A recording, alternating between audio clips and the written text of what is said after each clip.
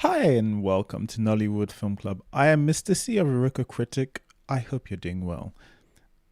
Yes, we do have another conversation for you today. Oh, this one's fun. I think this one's fun. Yeah, this one has a large pushback section, and I think one that it gets spirited. I think is the word I will be tweeting out later to describe it. But yes, always fun. And sometimes it's fun when you go to look at the work of someone in the past and what Nollywood Film Club people don't know they're doing is they're building sort of a record. Maybe they do, but even though they don't, they're still building a record and of certain people's work, and it's actually just fun to see. But I did enjoy the conversation a lot, and I hope you enjoyed Nollywood Film Club discussing dinner.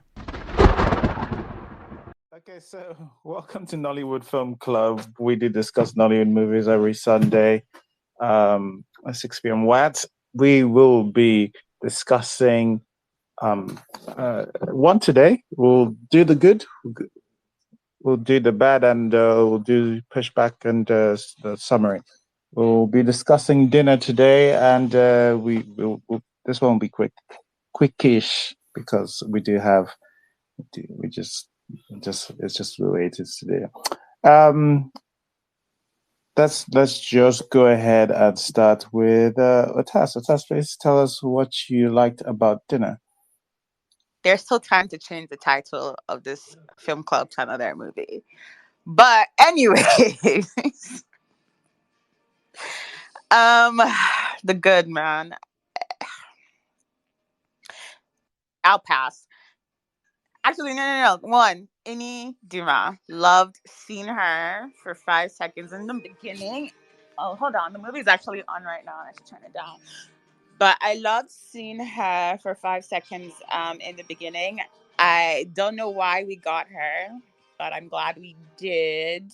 Um, so beautiful. And um, yeah, no, really, that's it. The cast they were cute. So that's it for me. Okay, all right. Thanks, Otas. Vanessa, very brief. Vanessa, come on. Yeah, man. So when this film was announced, I was like, wait, I know this film. And then I remembered that I'd watched it like when it maybe a few years after it came out, um, on like Mnet or Africa Magic or something. And my opinion of it's pretty much the same. But yeah, Otas stole my good as well. Beautiful people, man. Kaide Bankole was a vision. She looked fantastic.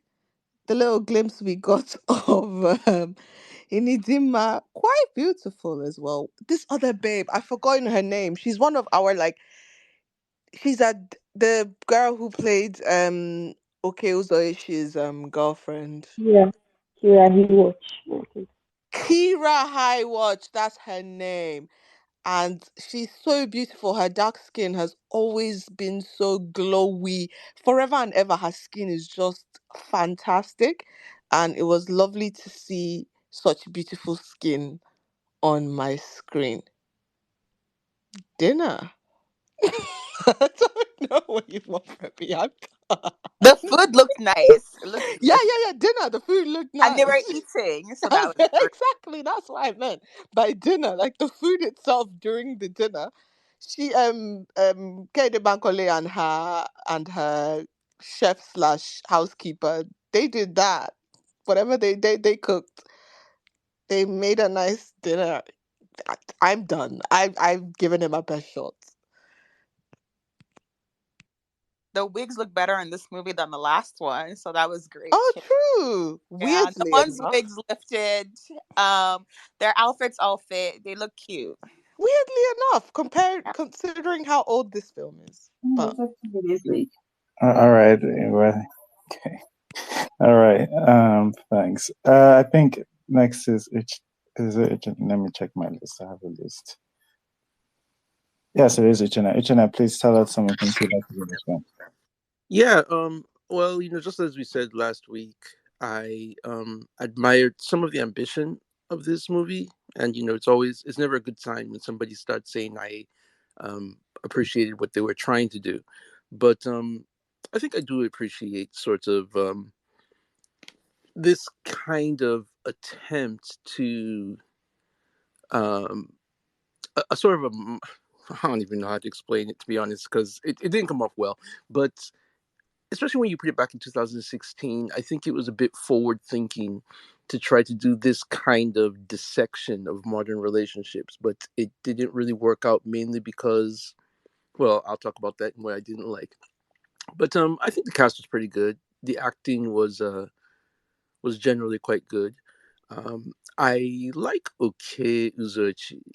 I do. I tend to like him wherever I see him, despite the fact that something about him visually distracts me. Like whenever I see him, I think I miss the old Kanye, you know. But he he has something about him. I've spoken a number of times about how most of the modern Nollywood male leads tend to really have a kind of an assholish vibe to them that goes far beyond just being a lovable rogue into them being like kind of cruel and kind of dumb.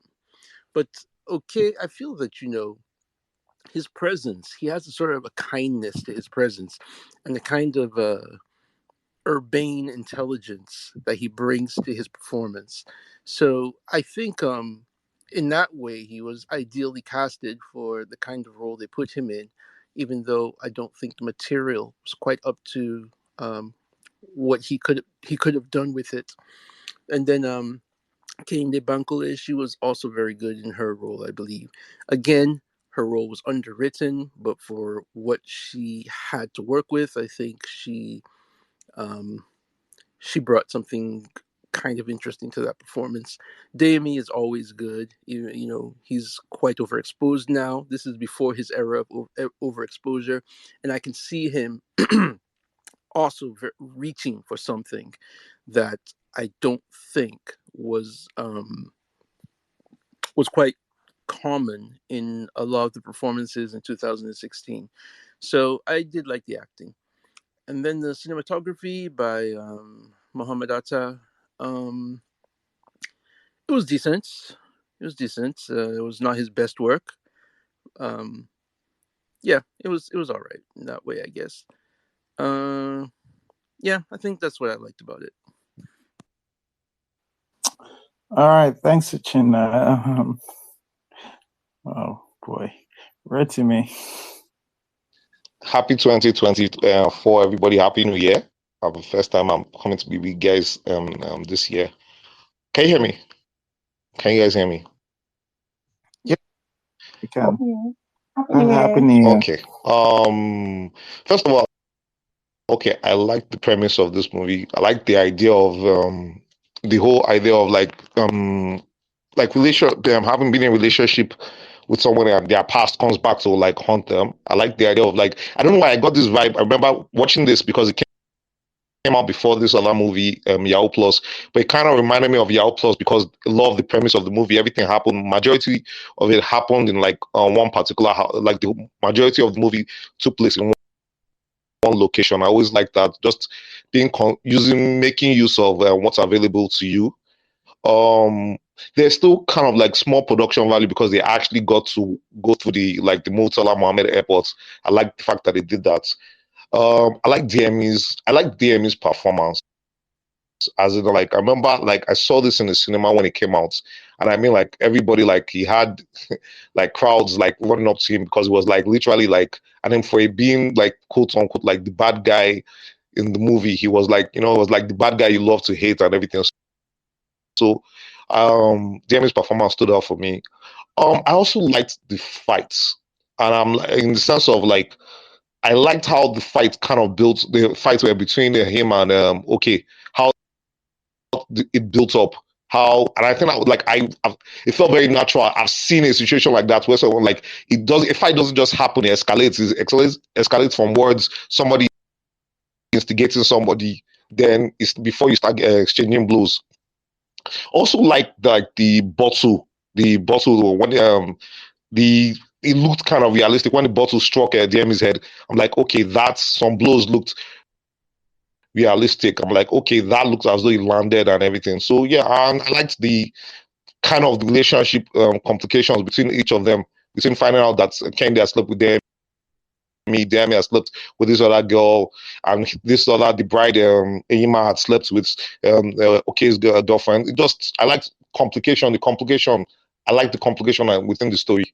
So yeah, that would be my goods. Okay, thanks, Rotimi. Complication, some stunt work. I imagine that was a stunt bottle. Yeah, that, as you were saying there, I just actually it took me back to an AY movie where AY discovered stunt bottles, and every 5 seconds somebody was breaking somebody's head with bottle. Oh man! All right, okay, but yes, at least we only used it once here. All right. So after Rotimi, we have Alana. Alana, do you want to tell us what you liked about dinner? I actually agree with the GM's performance. I liked it a lot. I want the movie as at the time it came out because things have come out after it, and I feel like because of the quality of the stuff that have come out after it looks not as good as it would have looked at that time. So I liked DM's performance. I liked Kira's how weave or wig. I don't know. It looked very very good, and perhaps it looked better when it was next when she was with Kende because Kende doesn't look as good at certain things.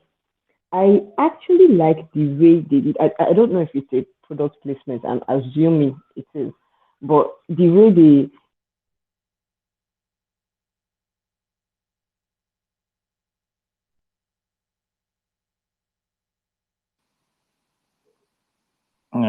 kept on showing us. Sorry, can you hear me? Yeah, we weren't hearing you before, but I hear you now. Go on. Okay. I'll say I like the. I don't know if they did. If it was actually like a product placement. I'm assuming it is, but I like the use of Glow with the whole messaging and calling. The fact that they kept showing Glow Nigeria, so I knew okay, this was something interesting. I also like the scene, the airport scene. Probably because I don't think you can do that now with movies, but I really like that they used that scene. The acting was good. The acting was decent on all fronts, I guess. Everybody did what they needed to do.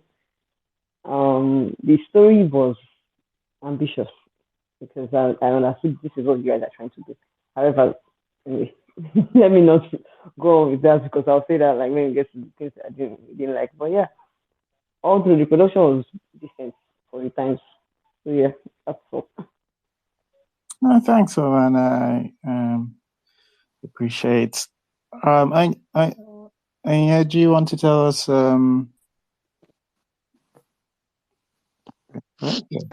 Hello, good evening or afternoon, everybody. I think everybody has mentioned some of the things that I liked. I liked the fact that there was an attractive cast. There was this curly wig that Kira Hewatch was wearing during the bar scene. And I feel like it wouldn't look good on most people, but I feel like it looked really good on her. So I liked that wig on her. Maybe it was just a testament to her beauty. Um, Kehinde Bankole had moments when she really looked smitten. Like she looked like, the blushing bride to be. Just like I think that was in the first act. I don't know what happened the rest of the movie, but I liked how she really felt like in what's it called? In key with her character in the beginning. Then, the way they showed Richie to be a player, I guess that was effective. Um, and then I appreciate the attempt at intrigue in the beginning, where they had those I don't know what they call those shots. Basically, when everyone ended it with saying it was Richie. I appreciated that they tried to do that. And also, I appreciate that they showed the reality of what a romantic, spontaneous moment would look like in Lagos. You know, the fact that he had this whole thing where he was running to the airport, but then he got caught by the police. Um, I appreciate that attention to, this is actually not a realistic thing that would happen, and I'm glad that they showed that. And I watched this during a turbulent plane ride, and I kind of appreciate that it was bad enough to distract me from that. So that is what I liked about the movie. Oh God. That's crazy because I'd have been asking the plane to crash. But Yeah, wow. okay. All right. Okay, can you tell us what you liked? I feel like I'm going to. Okay, the movie was okay. I liked it. It was nice. Sorry.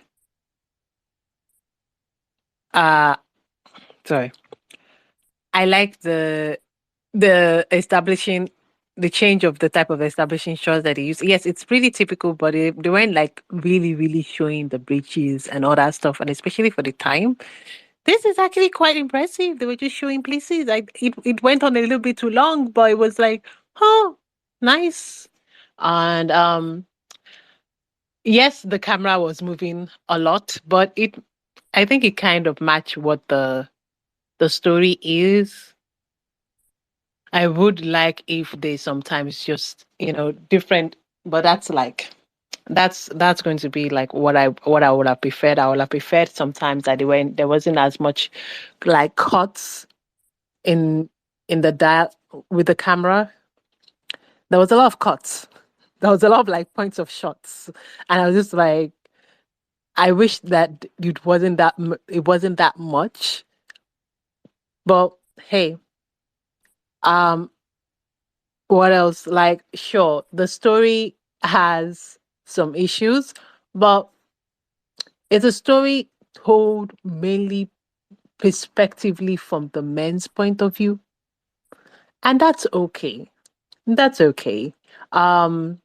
I like the fact that all the characters, in some way, the writer gave all the characters like reasons for why they're doing it, why they're doing what they're even doing.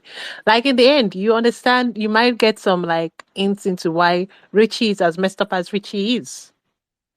Because Richie, from the story that they're telling me, Richie was raised by that family, and that woman is sleeping with Richie, which makes which makes it like, okay, I can see why he's a bit of a misogynist. He's a bit of like, he has very, very incredibly sexist view of women, so I can see why he's a bit like that. If what the movie last shot is telling me. So I felt like, yeah, it gave everybody some sort of dimension. It may not be 3-dimension, it may not be 2-dimension, but they're not completely flat. And that's something. I like that it's a more dialogue, like you have to actually pay attention. So it's kind of more adulty type of story, even though it is still very, very shallow. Because again, it is the idea of whenever you see young, pretty people together in a house, and it's the type of dialogue heavy, we are all coming together in Nollywood. Pretty sure they are all sleeping with each other. And they all did sleep with each other randomly. In movies, can I ask the question? Like, do people just sleep anyhow?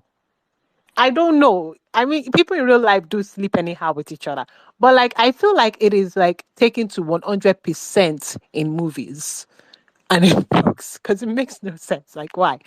But yeah, this is a story that is mainly told from a man's perspective, and that's okay.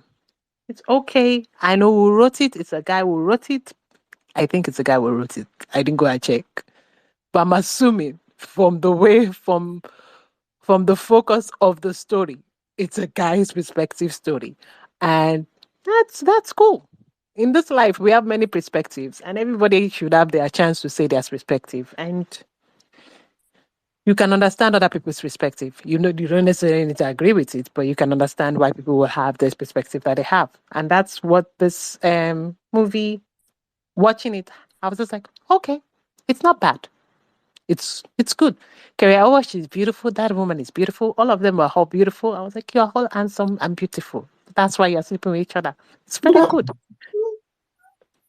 You know. All right. So it was a nice. It wasn't bad. It wasn't. It's nothing to write home about. It was nothing to complain about. It was good. It wasn't bad. Thank you. Thank you for No Merry Men. That's all I can say. All right. You're welcome, Anika. All right. You know what? Mr. Direct could have been worse, so you can call. So I actually feel like Uh, maybe we could have watched Merry Man instead. But anyways. Don't curse us, please. I that's had an actual enjoyable time watching it. Merry Men, I will have been angry, and that is not good for my soul. So far something doesn't like all shake right. your body, it's okay. All right. But the masses, people can't just be talking just because they feel like it's right at this point. All right. Okay. No, I am coming for you. Don't think so. everybody says the house looked nice. Comic relief of Charles' energy was a nice sprinkle, considering how far back the makeup was bearable. Also, Mr. Dame in a villain role, he could delivered on that. The performances, well, at least I could stand a bit of it, especially that Dame. The concept of a chaotic reunion with this one was not annoying, not going to not going to tell. It was not cringe. Okay. Thanks, everybody. Miss C, the things you liked. I appreciate the beautiful women in this. All the women were beautiful, stunning. Kehinde Bankole, Ireti Doyle. I don't know the name of the babe that plays. I can't remember the character she plays, but also Diane, yeah, the babe that plays Diane, very beautiful woman. And Inidima was stunning, serving in natural hair, very beautiful. I appreciate that the police stopped him when he was doing his mad romantic dash in a Range Rover, because really, why are you driving in Lagos with blood on your singlet? And why you're just driving, no particulars, nothing. Of course they're gonna stop you. A friend, I was watching with a friend, and she said he should have just removed his singlet and claimed he was the mechanic taking the car back to Oga, because that would have been his best chance. But yeah, I did appreciate that. Yeah, that's it. All right. Okay. So if I were watching this movie in 2016, I would think I would have been cautiously optimistic as well for this person's career. Inka is right. It is written by a guy. It's written by Jay Franklyn Jituboh. He's the guy who did Madame Koi Koi. It's written and directed. So yes, very much his perspective from that. Yeah, so if I watching this in 2016, I think I would be cautiously optimistic, because one of the things this film is good at is it has genuine interest in filmmaking in general. It's not just, there's, even in 2023, there are versions of things like this that are so underwhelmingly shot. It did not feel like a room and parlor film, and it should have had, well, it often would have felt in the hands of somebody else, because it is shot in one location. It's shot in a lot of it is shot indoors. It could have felt like that, but because of the cinematography, and I know, like, the person has not strong yet, but there's definitely more ambition in it than anything that was going around in 2016. Film wise, there's a shot, like, I think there's a type of contrast that I saw in the cinematography that I was praising Collision Course for. I was like, I don't think I've seen that kind of a shot / contrast before, where you have sort of a sort of shaky, more unstable cam on somebody who is in a more uncertain stage or bothered stage, and then the other person, it cuts to somebody else and it's just more steady. There is actual filmmaking in this. And like there's things where it shows up in, I think, the montage they do when Diane and Richie are getting drunk. I think that's kind of nice. There's a lot of good blocking in this. And somebody mentioned the beginning, the way is put together. I thought that was going to, usually when we do stuff like that, they just end up being meaningless, but it wasn't particularly. I don't know how well it fitted into the rest of the style, but again, I think a lot of what I'd be praising is just the attempt of diverse filmmaking. And I think some people have mentioned performances. I still think Aina remains still one of the. He does understate it so well, and it's easy to forget. I think he's very good at understanding and interpreting his character in this. I would say, for the most part, there's one part that I will get to later. But yes, generally, I think if this came out in 2016 and I saw it in 2016, I would have been like, okay, I'm going to keep an eye on this guy's career. There's something I'm a bit worried about, but yes. Okay, and we will now go into the parts we don't like. What do you want to say before we pivot to the bad? Yes, sorry. There's actually something I like. I don't know if it's I liked it, but when you spoke about Aina, I think I appreciate what they did with Aina and Aina's character and Dami's character. I feel like Aina is supposed to be that he was not necessarily, they were both the same person, but it was, I think they presented his character as masquerading as a nice guy, but really having the same tendencies as his friend. And I just thought it was interesting for a 2016 movie to at least do that, because I feel like there it was a tendency back then to have like men on a very extreme personality on different ends of the personality scale, or whatever personality scale.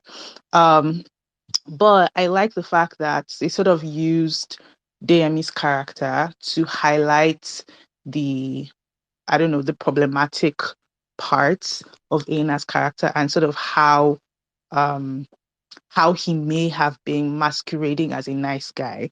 That was just my takeaway. I remember watching his character and being like, this guy's low-key problematic, but he's good at hiding it. Yeah, Yeah, that's just what I'm gonna say. no, I agree. I think there were actually a few just cute things in the writing there. I remember even there's just little bits of it that goes. There's promise in this. Even I remember when Damie like feels like he recognizes his babe and he calls her phone. He calls her phone whilst they're on the dining table. I just think that's a nice bit of writing. That's like, oh, somebody's thinking, and you're just watching them going through the process of, is this the person I know? And I thought that was a good way to show that in visual form instead of, don't I know you somewhere? That kind of thing that we normally do. Again, like what I think I appreciate with this was a lot of just the diverse and more interesting. Like there's not a lot of, even till today, like we're still struggling with this, with aspects of a lot of what this film tried to do. We have not even started entertaining them yet. But anyway, let's pivot on to what this did not do very well. All right, Atas. Where do I start from? The whole movie is the bad. The story, the writing, I don't know, the drama is so contrived. Like when Dayamis walked in, I think his name is Richie. What's his name in the movie? Does anyone remember? It is Richie. You did a Oh, good job. Well done. so when Richie walks in the room, and it's very obvious to everybody watching that the other girlfriend, the dark skinned one, recognizes him. why not just say, yeah, I've met him before, I'll talk to you about it later? Like, how does this not solve 90% of this movie? It was just such an unnecessary like reason for her to sit there and pretend like she doesn't know him and they're just meeting for the first time, especially when it comes out later in the movie that she has been honest about past sexual partners, and it's not like he was expecting, like, it just didn't make any sense. The only couple who had a reason to be upset as all was the people getting married, Adi and his fiance, since she was the only one who actually did cheat. Everything else just felt like I was watching them experiencing a mass psychosis. And I started watching it again right now to make sure I didn't really miss anything. And I really didn't. Nothing really was happening. Everyone was just upset because they woke up that morning and they felt like being upset. Second part about this is that all the men in this were super misogynist, which I guess is reflective of Nigeria, and the culture that prevails. However, her boyfriend literally had no reason to be upset. Her boyfriend even insisting that they're his friends, like during the pool scene where um Richie has been, I guess, sort of taunting them, like he slept with everyone, blah blah blah blah blah. Eh, he just loses his shit. Like, I was worried for her. Like, she needed to run. Like, she kept crying, and I was like, this is a red flag. Like, this one will beat you up someday. He just needs to find the right reason.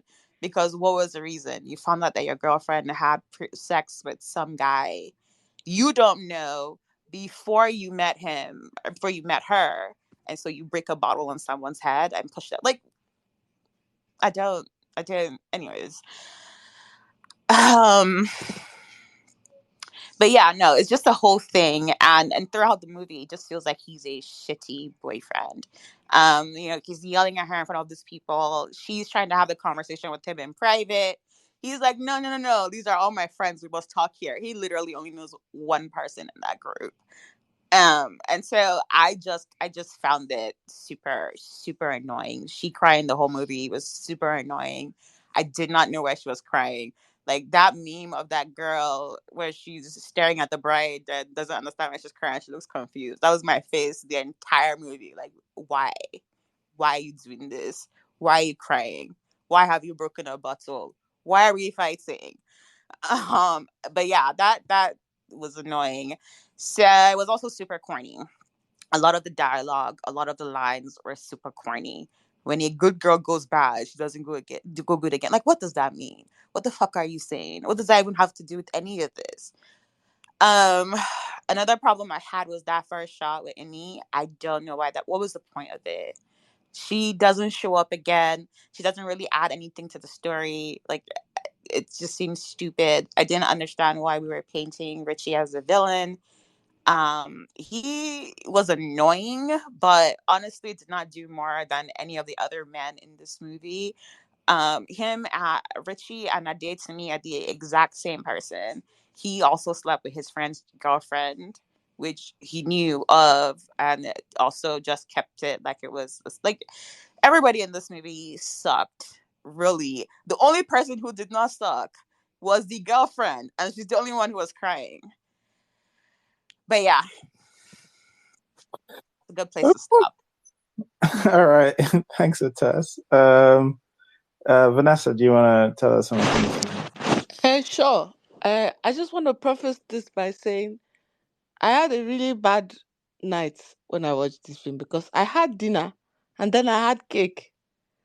And let me just say, worst meals ever. Worst dinner and dessert ever. So yeah, and I'm so sorry. Everyone's talking about, ambition and the things that they wanted to do with the story and the film and the blah da da da da. I just want to let you guys know this film came out in 2016. Biodu Stevens' The Visit came out in 2015. This film is one of the many barrages of we all sit in a living room and expose secrets that came out after The Visit and the success of The Visit. So even when I watched it when it came out back then, I was like, no, thank you. I'm so sorry. You're talking about, oh, if I watched then, I would have been cautiously optimistic. Nah, burn that. I wasn't cautiously optimistic. I was very much annoyed.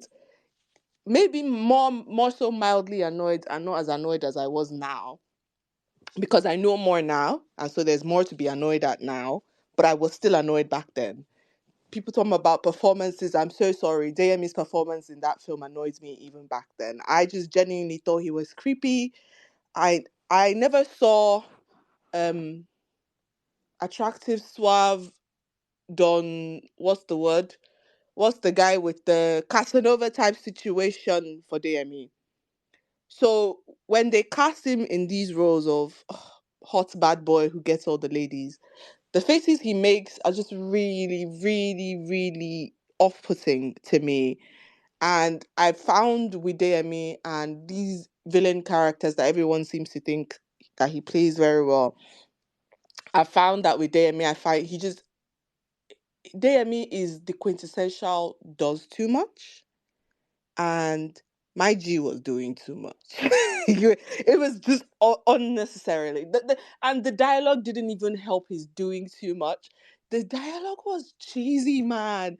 Like, now picture DME with a fake cigarette or a real cigarette or whatever that was in his hand, talking about when a good girl goes bad, she can never go good again. I'm like, and then he blows a puff out, like, are you serious? And then he goes, all women cheat, married women.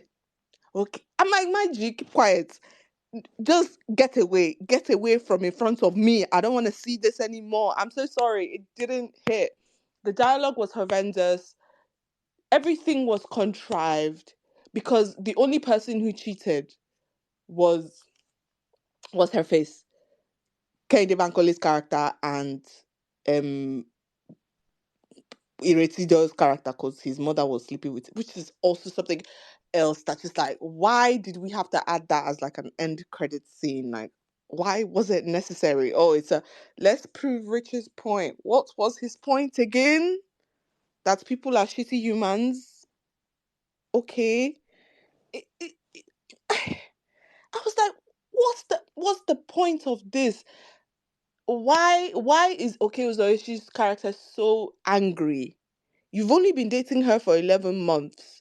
It's not her fault that Inidima did not accept your proposal. Why are you upset? Why is this Kira's fault? If she slept with him before she met you, why are you pained? Also, like, honestly, that thing of this are my friends. No, you literally met him tonight. It's not making sense. I'm so sorry. Nothing made sense. The acting wasn't giving. The dialogue was horrendous. The story and plot lines were contrived. We were literally, this was a reach.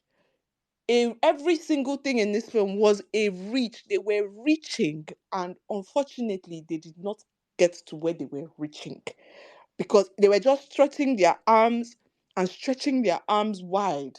And it wasn't hitting. Like, and what I'm sorry, that opening scene where everyone's like, oh, it's all Rich's fault. And then fast forward to the future and they are reporting themselves to Richard Mofedamijo and Iretido. Like, never have I been more let down.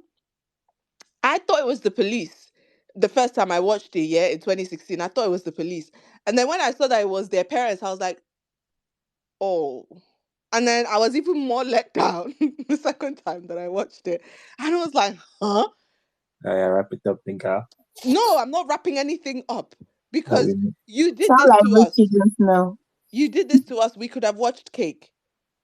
Even So you had dinner and cake, and they were Cake both was bad. horrendous, but at least I don't know. I don't know, man. We could have watched something else. Why are we watching the 2016 film? All right, thanks, Vanessa. All right, even though seem to be struggling with this film. All right, Uchenna, Seems please, to you tell me. Seems to Okay. Uchenna, do you want to tell us what you did not like about this film? Okay, yeah. I forgot to add the first time. A few people did mention the airports, how they liked the fact that it was shot at the airport. I admired the scene because I wondered how they did it, because I know how difficult it is to shoot in the airport, any airport in general, but Murtala Muhammad in general, in specifically, it's you get a lot of harassment sometimes just from bringing out just from taking pictures of your phone. So in 2016, I did wonder how they did it, although I don't think the execution of that scene was really great. There was some really bad ADR. Um, I don't blame them. I know it's really tough getting sound in a place like that, but Um, in general, obviously the plots did not make a ton of sense, and I think it needed to be rewritten a couple of times. It just seemed very unsure of itself. You know how oftentimes you'll watch a movie and it has multiple endings because the filmmakers just don't know when to end it and they want to just keep on giving you climaxes. This movie seemed to have multiple beginnings. Like, I feel it had 3 opening scenes, if not 4. Some of that stuff didn't need to be there. As it was already mentioned, the proposal scene was completely useless. It was Richie's scene was not only useless, it was actually counterproductive because it telegraphs the rest of the story for no good reason. Um, yeah, and the screenplay just didn't have the character dynamics and the kind of intrigue that you want from a story that is set in one location, showing how a bunch of human beings interact with each other. There was no real interaction because everything felt one-sided. And the way I thought about it, the screenplay felt as if it was generated as a group project in a red pill subreddit. You know, it just had that very misogynistic energy to it throughout the whole thing. I feel the entire movie was misogynist. Forget about the fact that um, RMD is brought in as a Deus ex machina to help us get this magical happy ending that comes from nowhere. The bottom line is just the story is women be bitches, because the whole thing is about how this guy Richie comes in and says women all cheat, they ain't worth shit, blah blah blah blah blah. And you'd think that we'd get some sort of character dynamics that somebody would give a counter opinion, and he would give his back, and we see different ways that women do some stuff and men do some stuff, and ultimately it tells us something about being human. But the end of it was like, nah, everything that happened in the plot served to prove Richie's point.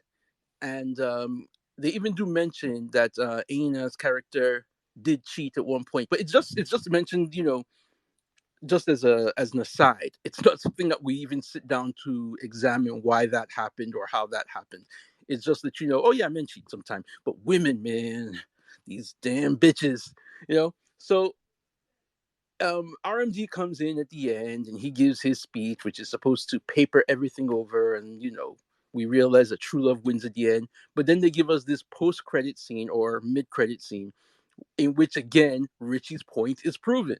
So the whole misogynistic energy of it was kind of weird for me until I just thought about the year it came out, 2016, because I feel that 2015 and 2016 was a period in which there was a huge rise in a new wave of misogyny amongst young Nigerian men, who became very enchanted with Jordan Peterson and Andrew Tate and a lot of other stuff like that. That was around the time that Chimamanda apparently introduced feminism to Nigeria, and there was this huge backlash against that. And I feel I sort of look at this movie in the context of all that stuff happening, because it's hard for me to look at it in the context of Nollywood, which I tried to do. I tried to remind myself. I tried to compare this movie to other movies at the time, but I have to admit I wasn't really watching Nollywood in 2016. I kind of took a break from the scene. Well, it's not so much that I took a break; it took a break from me, because that was a period in which it became increasingly hard to watch Nollywood if you were not living in Nigeria, which I wasn't, because the home video market was falling apart. Everybody was moving stuff to the cinema. A lot of producers didn't even want to release their stuff on home video even after the cinematic run.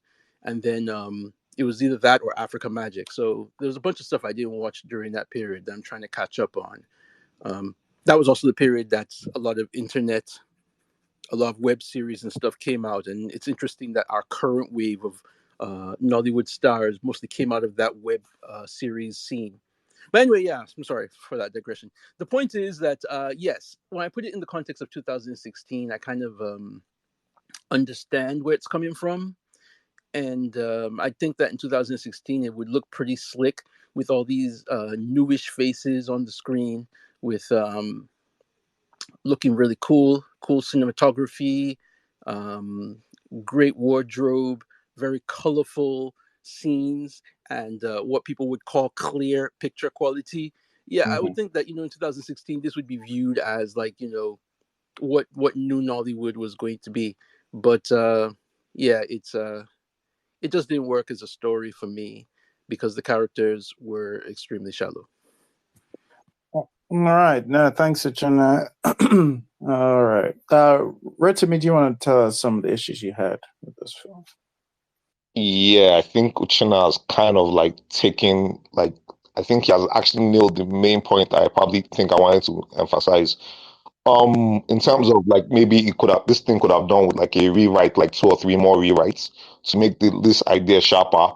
I see the point of like how it feels like the characters are shallow because like you don't really when it's kind of thing that happens like this like a story arc where the character changes, what's the evolution of the character. I kind of feel like from my own like specifically how it came to me was like from after the airport scene, next we just get 3 months later, then everybody's hunky dory or I'll move on. I'm like, okay, wait, what happened in between here that I've missed? Like there's like a scene here or because she left him at the airport, next 3 months later, we're all hunky dory and everything. And I'm like, okay, where do we get resolved? Did she fall in love? Did they accept her mistake? So I felt that like okay, that could have been just I didn't see how the resolution, how they got back to the happy place. I didn't see it. The only thing I'm going to say is like this, and this is I'm probably going to say some of what I want to say for my pushback because I have some pushback. Just the idea of whether this is a misogynistic take. It could be viewed as that, but this is what I would just say. Like now, for instance, the DP Mohammed Hassan, this was his, I think, if not I think this was his first movie that he ever shot. So also the director too. This was his first movie that he put out, and it was his first movie sent to cinema. So maybe the weakness in what we think in terms of the acting and in terms of the writing and the story probably comes from that because this was his first outing. But if I now this is maybe that's why I'm saying I want to save it for my pushback. But like in context of his first outing in 2016 and in the nature of like that like Uchina actually took one of my points. I was like, do I look at it on its own as a story? Maybe not, it doesn't stand. But if I look at it in context of Nollywood movies about somebody trying to do a story about relationships, even though it's like kind of tilted towards the male view and the male perspective and everything. I don't know if I don't think this thing is going to be that long. I would just probably just look at it that I should save this for my pushback, but I'm just going to say that I don't think he's mad at the girl as per se that she slept with somebody else. I would just say that she's mad at this girlfriend because she slept with Richie. And I'm going to be the one, somebody told me that I'm going to lose a bet because of this, so I'm going to say this myself. If anybody has seen this thing, The Best Man, technically Richie would be like Terrence Howard's character. But instead of like this guy, this guy, what's the guy's name? Shit. The best man sleeping with the bride, it would be like Terrence Howard sleeping with the bride. The guy that has the warped view about women, that's what it would just look like. If I took Terrence Howard and I made him the one sleep with the bride or sleep with the girls instead of the best man, that's what this is basically in my own mind. If I just have to say it. So We will see at that pushback because that doesn't even make sense. But we'll Thank see. you for that. Thank you. I was gonna say the exact same thing. Look. Let Rotimi speak. Rotimi, please continue. Your time is almost up, though. Rotimi, go on. Unmute yourself.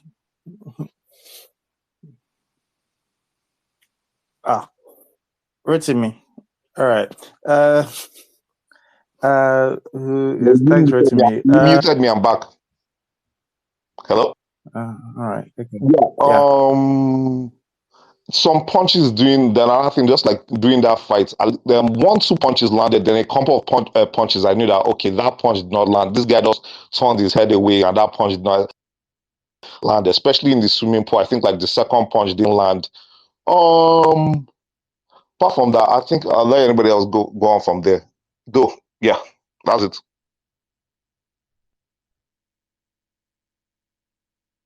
All right, thanks, Rotimi. Alana, do you want to tell us some of the things that you didn't quite like about dinner?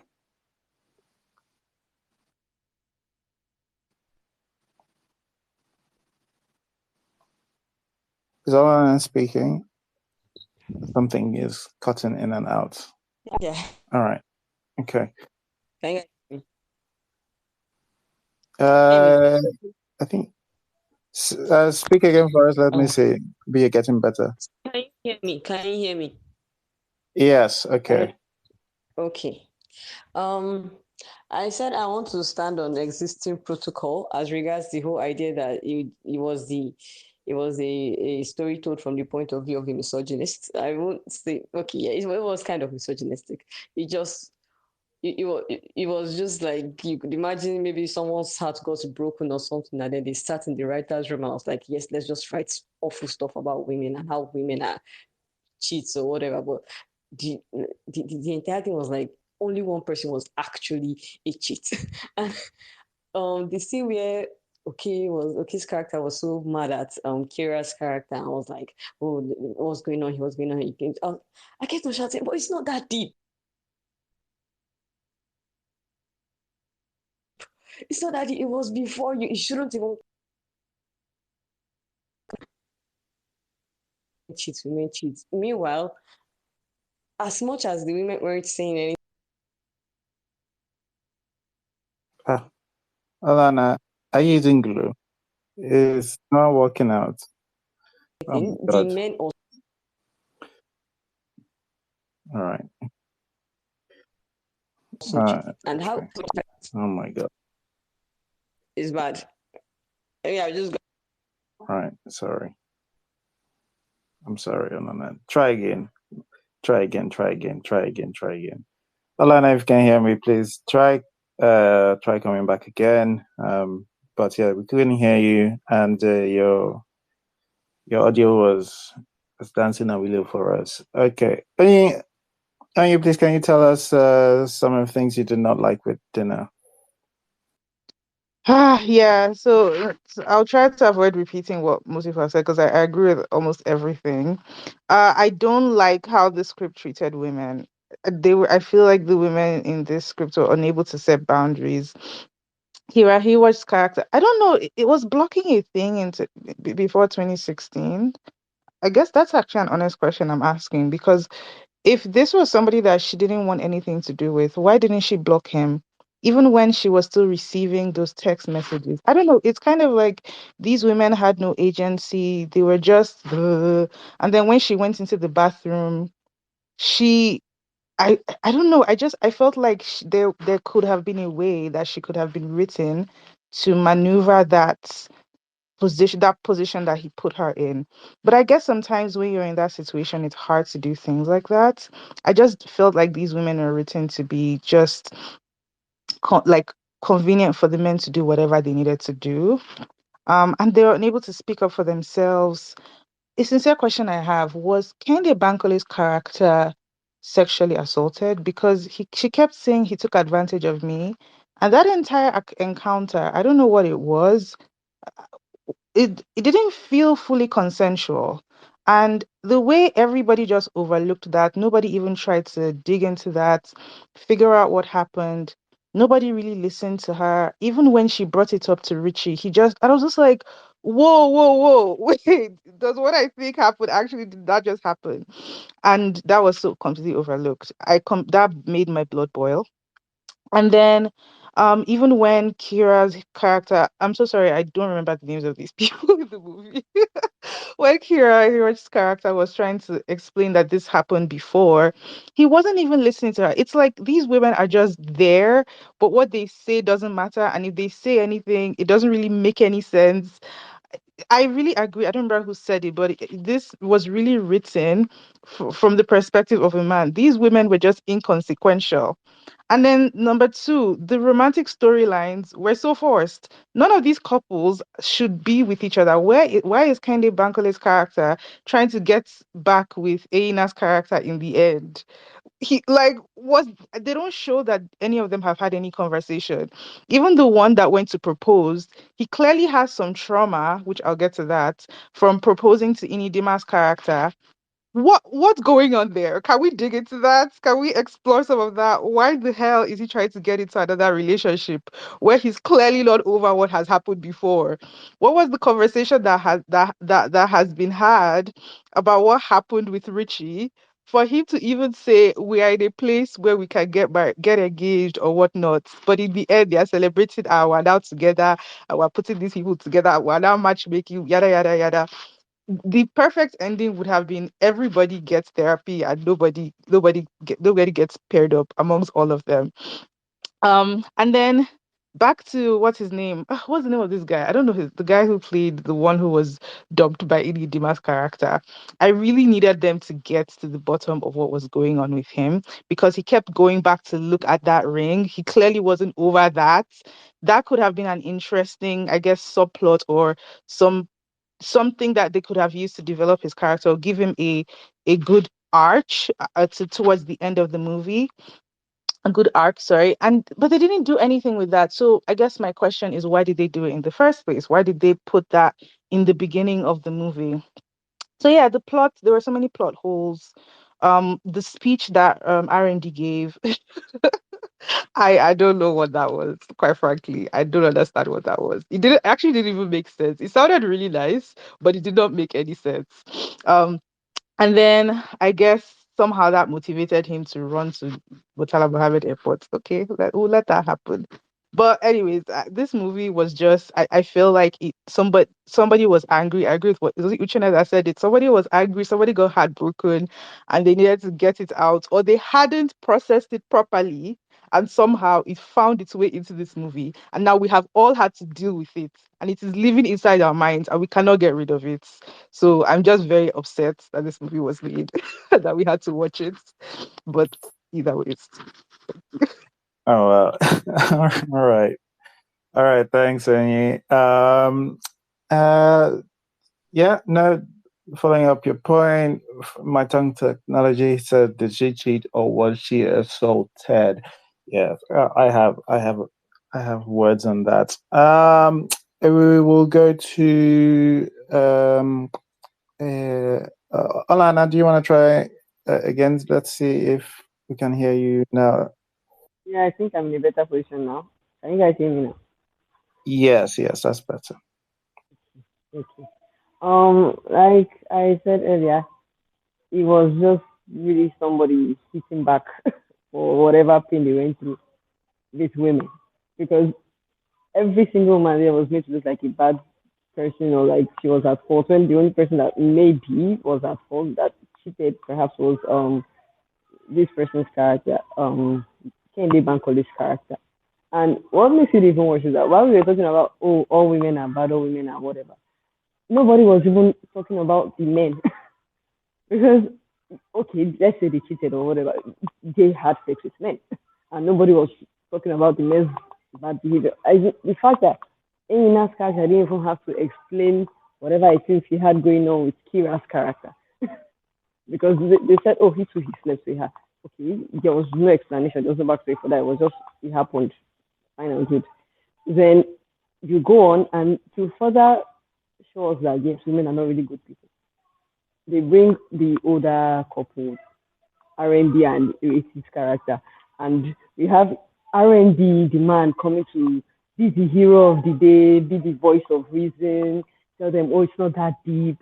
And then he rates his character, saying, oh, it's that deep, it's that deep. Once again, basically saying, oh, even when the women are older, they're not really for the girls, they are still somehow, I don't even know how to explain it, but it just really felt like a hate letter to women. It was a lot. So that was what I didn't really like about the movie, just the whole bash women, bash women theme of it. I don't know. I had expected Inidima's character when Okay's character, I don't know, broke up with Kira. I was like, okay, does she like go back to Inidima at some point? Did she like what was her own side of things? So I don't know. Maybe it was just a cameo thing. But yeah, that's basically what I like most about the movie. Very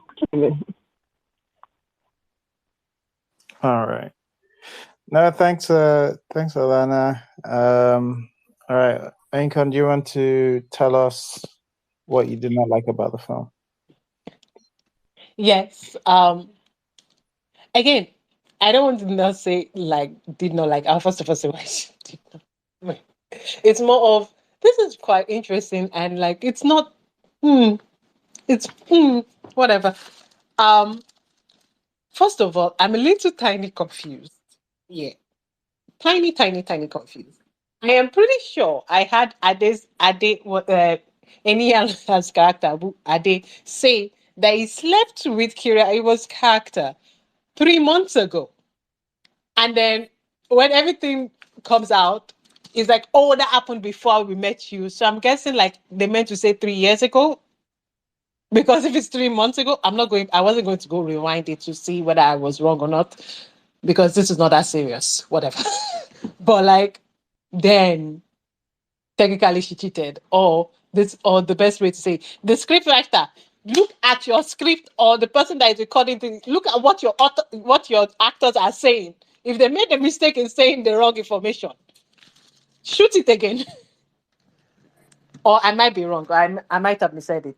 This is not a mystery that people should go solve at all. We don't have time for that. What I found this movie. This is like I didn't even know who wrote it, but when they start saying women are cheat, women cheat, you have to know immediately that this is a man's perspective. And you know what? It's okay. It's okay for like rare pillars to have their movies. This is a big word. Everybody should have their own movies. Whatever you want to say, your perspective out there. If I say I want my perspective out there, I have to understand that other people have different perspective than me. And if I want that right has to be there for everybody. It's cool. The other thing is this. Even Lola's character technically did not cheat. She was taken advantage of. She did not cheat. This is again how you know this is a man's perspective, something. She technically did not cheat. She literally said it. And she was like in disorientation. At the very least, what happened there was sexual harassment. At the very least. And at the very highest, that was rape. But even if we had to take it like, okay, it wasn't sexual harassment or rape.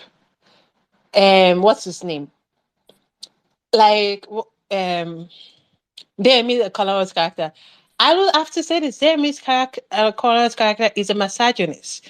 He hates women. Now, he might have a reason to because of the probability that the something's mother was abusive to him, sexually using him. That might be a reason too.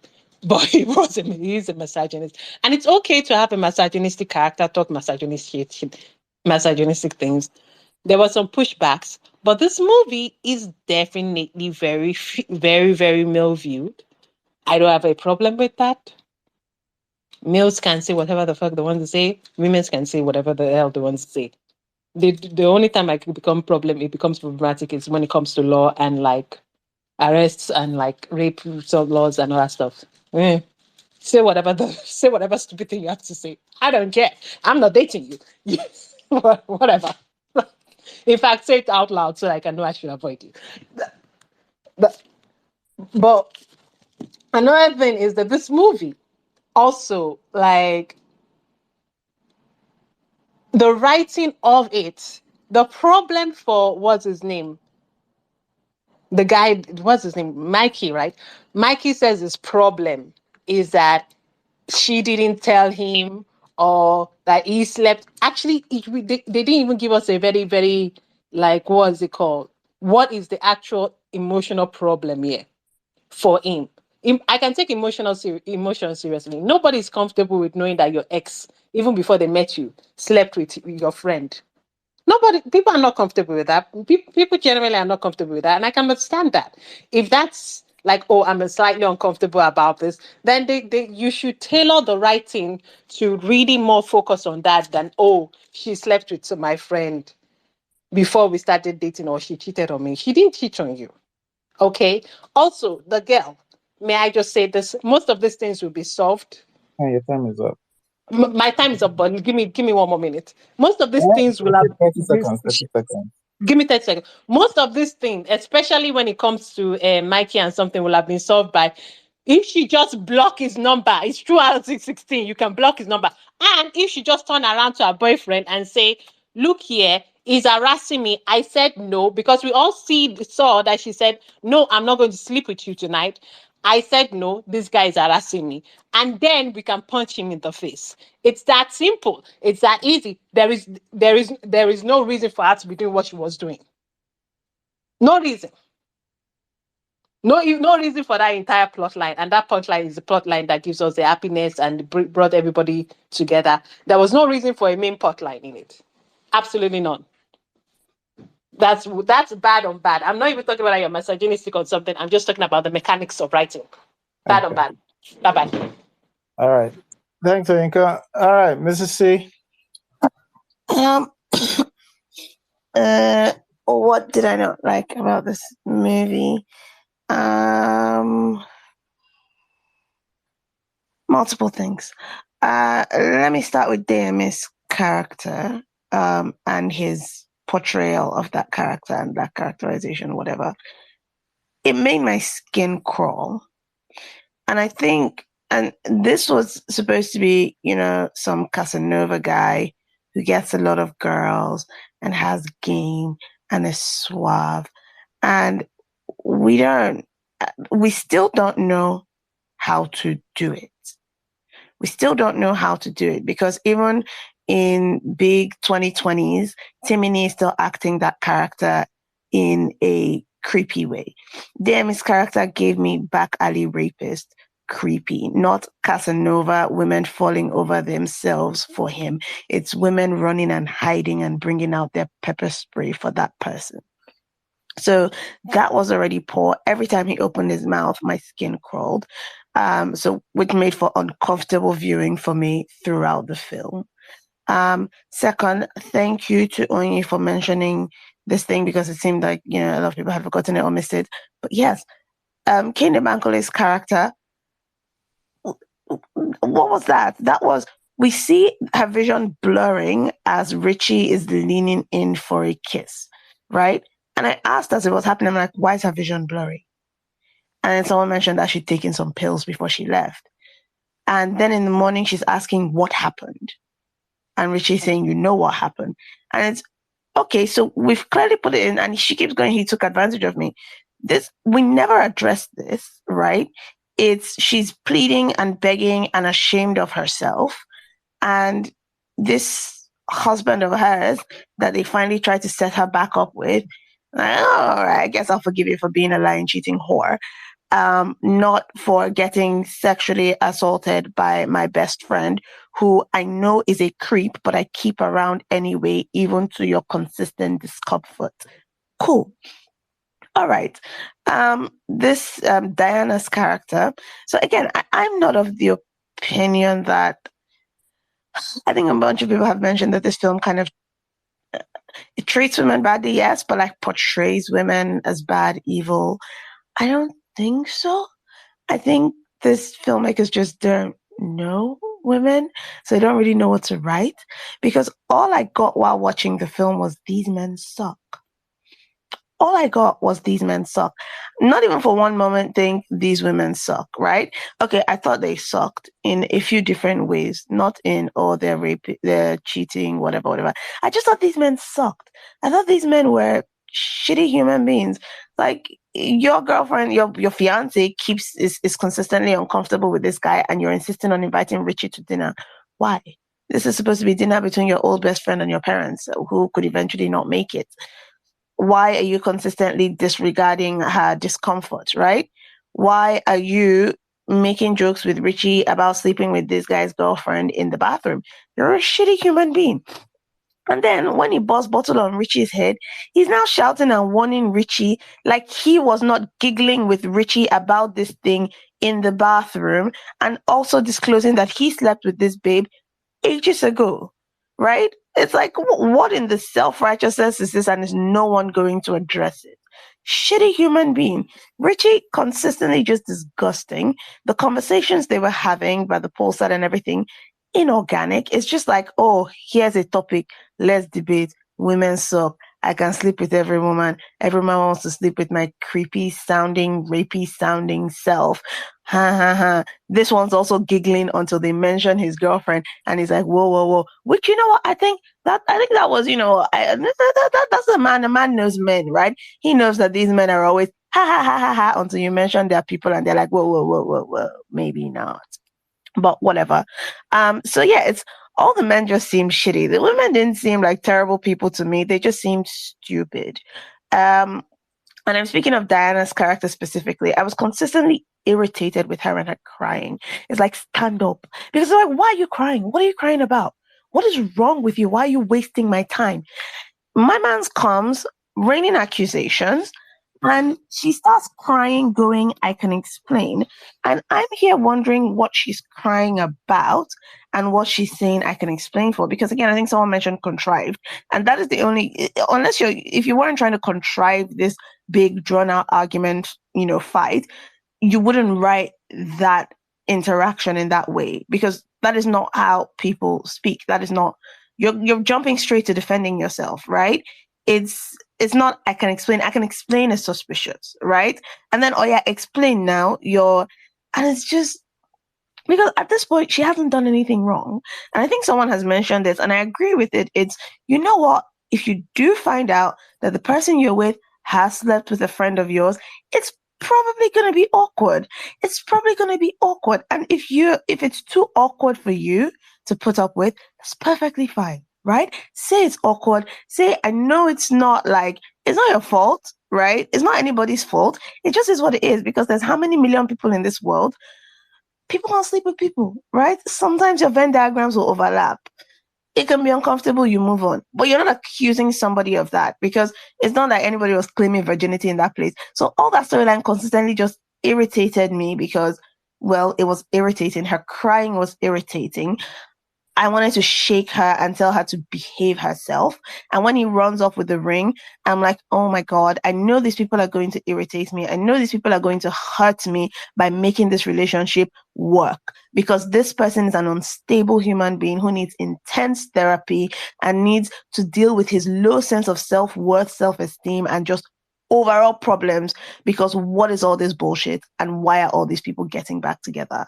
And yes, when it's the end and they've done this serious thing, everybody has bruised faces and they're explaining something and pointing fingers to Richie, and they're explaining to mommy and daddy at their big ages.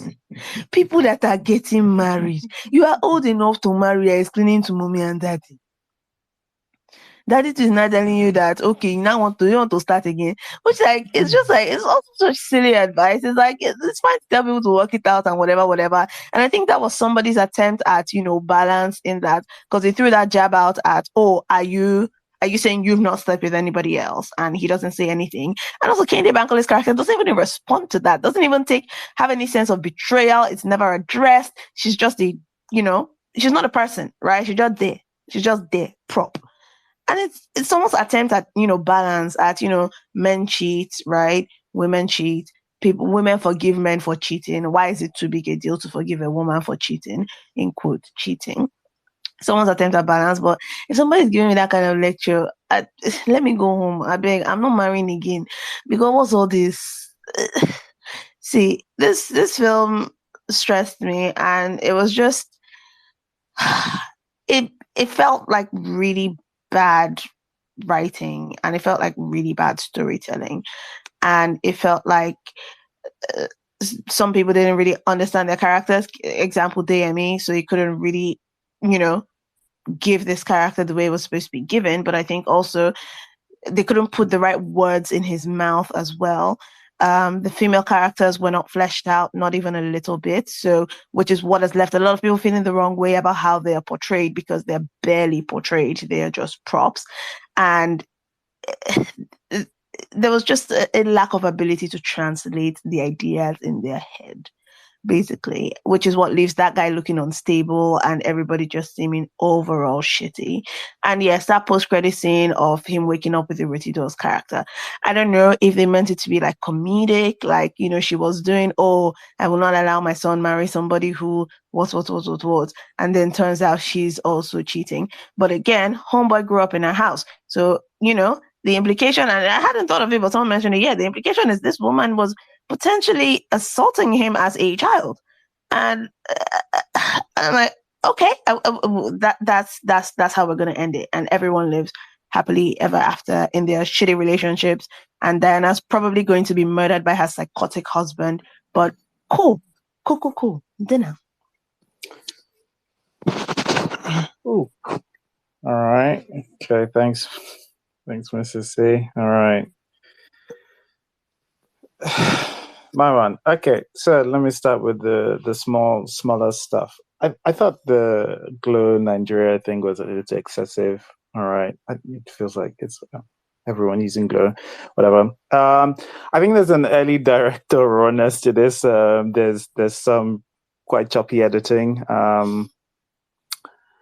There's a point where Kende Bankole she does the feminist woman thing as like, I'll be here for you, but like she's doing it sarcastic, but the way it's cut that does not flow naturally at all. I thought there's just a few of those jarring edits in there, to be honest. Sometimes the songs finish looping and they start from the beginning again, and there's just all these small things that, you know, maybe as a first-time filmmaker, yeah, we can forgive things like that, or especially in 2016 in Nigeria, maybe we can forgive things that I'm saying, but they don't come out quite professional.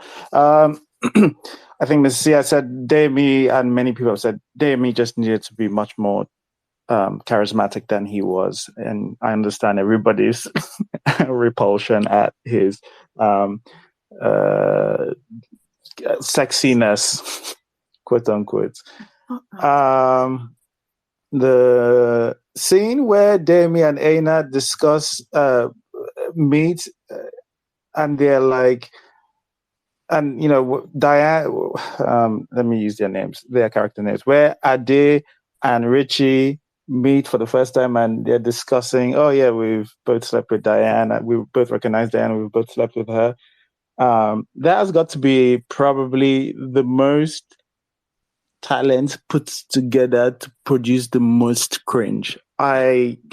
This just all of us, and I think I get the idea of what they were trying to go for, is where maybe two guys, oh, well, you've slept with the same girl, and maybe you reverted back to where you were in high school, but it felt, from people who usually underplay their characters or have a bit more subtlety to their characters, Demi excluding this film and his sexiness, that was just, it stood out so much. Okay. So I think those are the smaller things. The bigger issues, people have talked about some of the dialogue. Yeah, it just feels bad. And I'm not surprised, to be honest, coming from 2016, that some of the dialogue was going to stand out the way it did. But I think something that is kind of sad, that it seems like Jay, the writer-director, still has a problem with today, is repetition and just like tightness of a script. So Madam Koi Koi was a limited series that had part 1 and part 2 that should have been one film. This should have been a short film. This should have been like 15 minutes long. I think 40 minutes in, of one of our friends, I think when they were fighting in the pool area, one of our friends came in and I caught them up in the story, and it was like 2 lines. It's just like, all right, so, but they came to dinner. Both of these guys' friends have slept with this babe, and they just found out. That's what has happened. Somebody actually on here said, I think it was my tongue technology, saying, what's the point of the flashback? There isn't a point. I mean, it's like, it's like, oh, tell me, Kende Bankole is like, what happened? What happened? Tell me. And it's like, I don't know.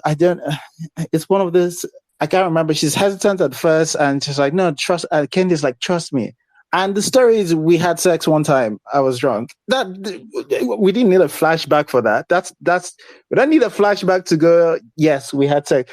The funny thing is they break it into two. It's, oh, we're drunk. We had this discussion. I was heartbroken or something. And then it stops. And then Candy Blank is like, and then what happened? It's like, I'm sorry. Can you use your imagination?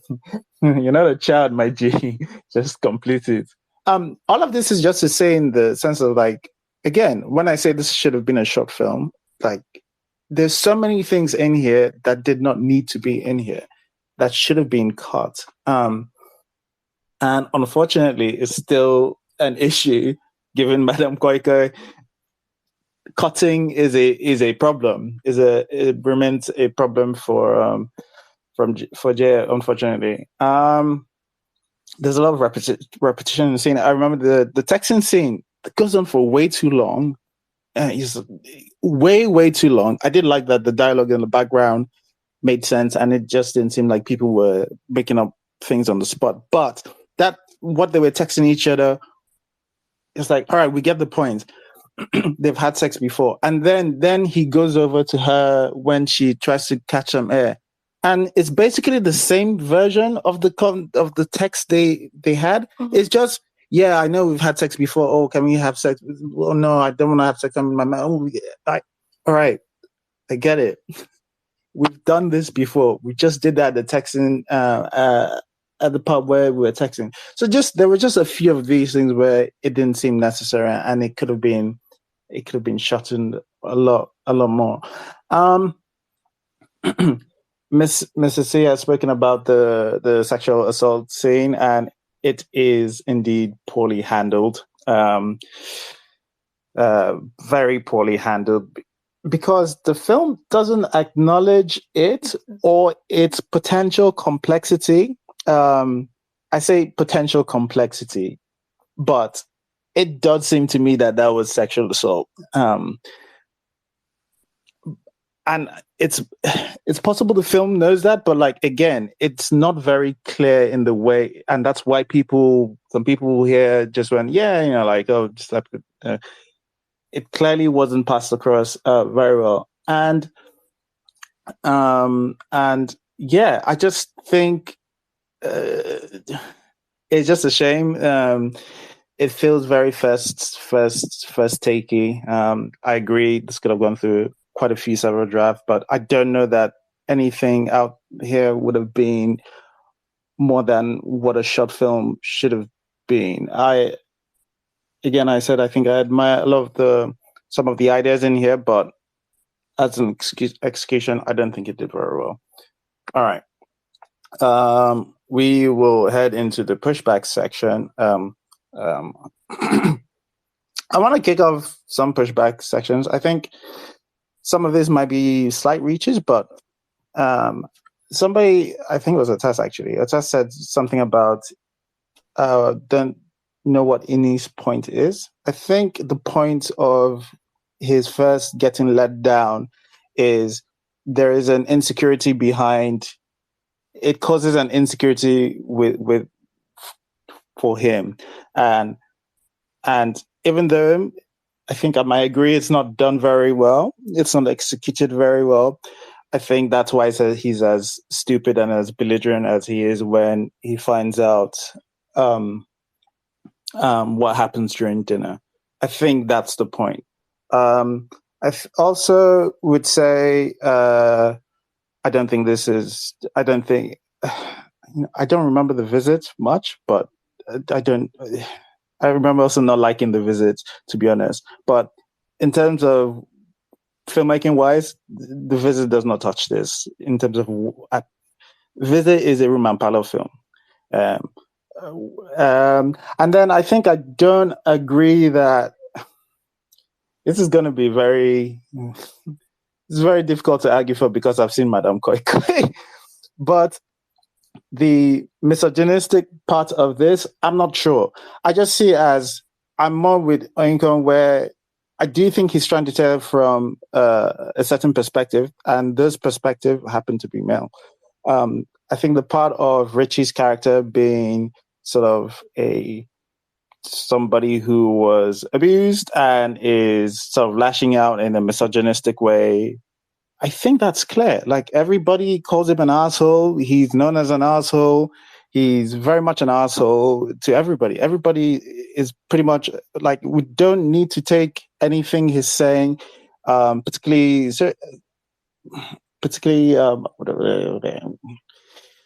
I would say seriously, just because even if he was abused, it doesn't mean he's right.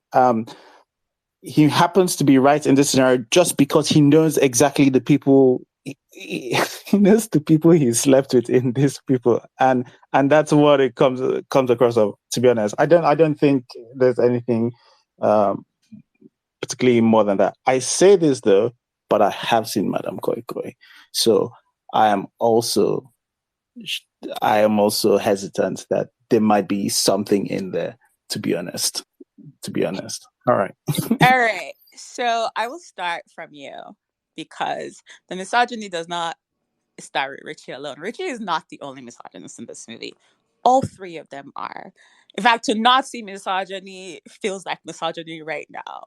Not only is Richie harping on about the woman that he slept with before, depending on whether it's a writing gaff that it says 3 months or not, which I don't think it was, but because she's very adamant about it happening before they met, and at no point does Richie actually say, no, it wasn't, it was 3 months ago. So it feels like, I will say it happened before they met.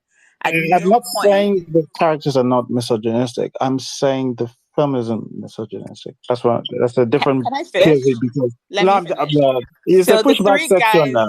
themselves are misogynist, but also the handling of the women is misogynist. And that is a movie direction. It's not the characters, it's the movie itself. The women only exist in the beginning as actual people. As soon as the movie starts the misogyny section of it, the women don't exist as actual people. They just exist as people who sleep with other men. Literally. That's it. That's their only point in this movie. Women are literally props. So That sorry. Literally. I Like, think there are other than two in the characters. beginning There when are they two start the characters. movie. I think there are two characters who have any sort of fleshed out character, and they do happen to be male, but there is one guy who doesn't have any fleshed out character. He's just part of the chaos as the women are, Which and person that's is that? Aina's character, Ade Junior. He's But Ade just is pretty fleshed out. He's a rich he's kid. not They set him he's up. not. He's getting engaged. He has slept with this woman before. Like, he has a whole story. We know that he grew up with the other guy. We know that they were like I brothers. can't Like, hear we both of know you a guys. lot about him. What do you know about Ade? Like, what do we know about? How is Ade relevant to this? Because the way I think about this is that what's his name? Richie has this backstory of, like, basically he's Ade gone is a through spoiled rich kid. stuff. That's literally it. DM even says it in the pool. What do you know about my life? You have everything handed to you. He's a spoiled rich kid who also clearly has sexual indiscretions. What more That's do you not. want to know? No, hold on. We also know that he's Fleshing out. hold on, because we know a lot about him, and I'm not gonna stand for this. We also know that he's marrying Lola because her father owns some media. Exactly. Like, he's pretty much like, We there's no literally game also him. we literally also know that he's just being supposedly, because we're not particularly sure, because it was hinted that he cheated. In his mind, he believes that once he's married, all his indiscretions no longer count. We also know that He's a okay. Anyways, eh? but like I was saying, I don't really care about whether anybody thinks it's legit or not. The main issue with so the main issue is that Richie and Mikey don't actually have any relationship at all. Richie is a stranger to Mikey. Mikey is meeting this man for the first time. They have known each other for give or take an hour by the time the whole thing starts to kick off. He has no reason to be mad at all, whether Ini said no to him or not in the beginning. Like, okay, so Ini said no to him. We don't know why. We don't know he deserved it. We have no reason to believe that that causes him an insecurity. For all we know, he's generally flares up and breaks bottles on people's head. And Ini was like, yeah, I'm not dealing with this shit. That's not addressed at all. It's just there as a prop in the beginning for no reason. Like, it literally has no relationship to anything happening, not even his insecurity, because we don't know why it happened. Maybe it was well No, deserved.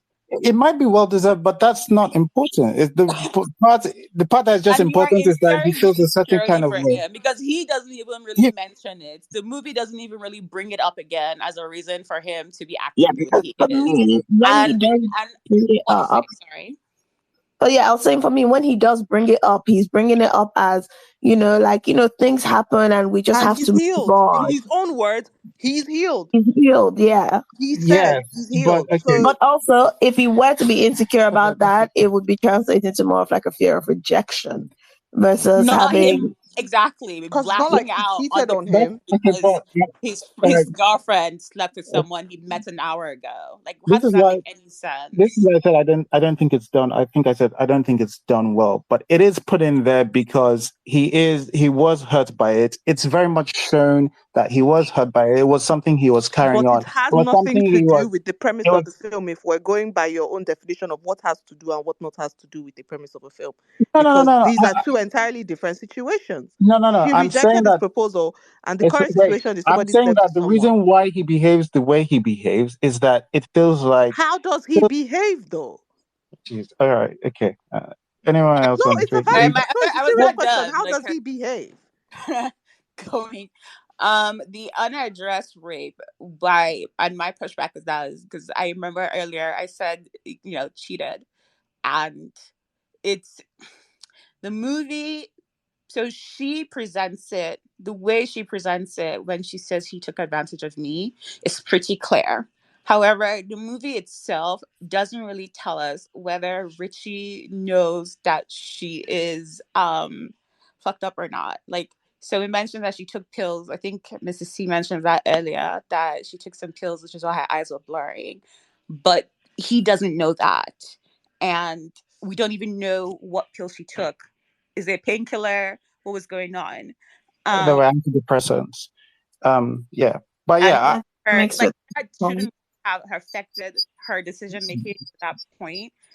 And then they were both sharing a drink, and so it's hard for me to necessarily feel like, yeah, he's an asshole, but it feels a little bit like a step to then say actually he raped her. yeah, Um, no, that's why I agree. That's why I said the potential complexity within the sexual assault. Because like that wasn't I free. get what We're you're the one saying. who said that. You're not the only person I'm pushing back on. Yeah, Relax. no. I'm not. I'm not. Why are we so Relax. combative? I It was just Relax. backing. I'm Let backing me you. finish speaking. You keep interrupting. Relax. I, I'm not done. Anyways, so I was doing my pushback. So let me finish. I'm addressing stuff. When I get to the end, we can calm down. Um, See, now I've lost my train of It's thought. See, this is Rotimi why I don't next. like It's men. Rotimi next. Let me remind you, it's Rotimi next. Understood. So, and then my final thing is that I understood why the mom wasn't a girl's girl in that scene, because it would make no sense for her to be. No one would obviously want their child to end up with someone who had potentially cheated on them. Obviously, the end of it where she's also sleeping with him is it's a fun little icing there, but one way or the other, even as a hypocrite, it wouldn't really make sense for her to be like, "Oh yeah, you cheated on my son. Welcome to the family." Regardless of everything else that was happening. And then my last pushback was actually that's pretty much it. I sorry, you forgot Rotimi. So me, I'll say it. Rotimi say some about him being not angry at her, but being angry at the fact that she slept. Not angry at the fact that she slept with somebody, but angry at the fact that she slept with Richie.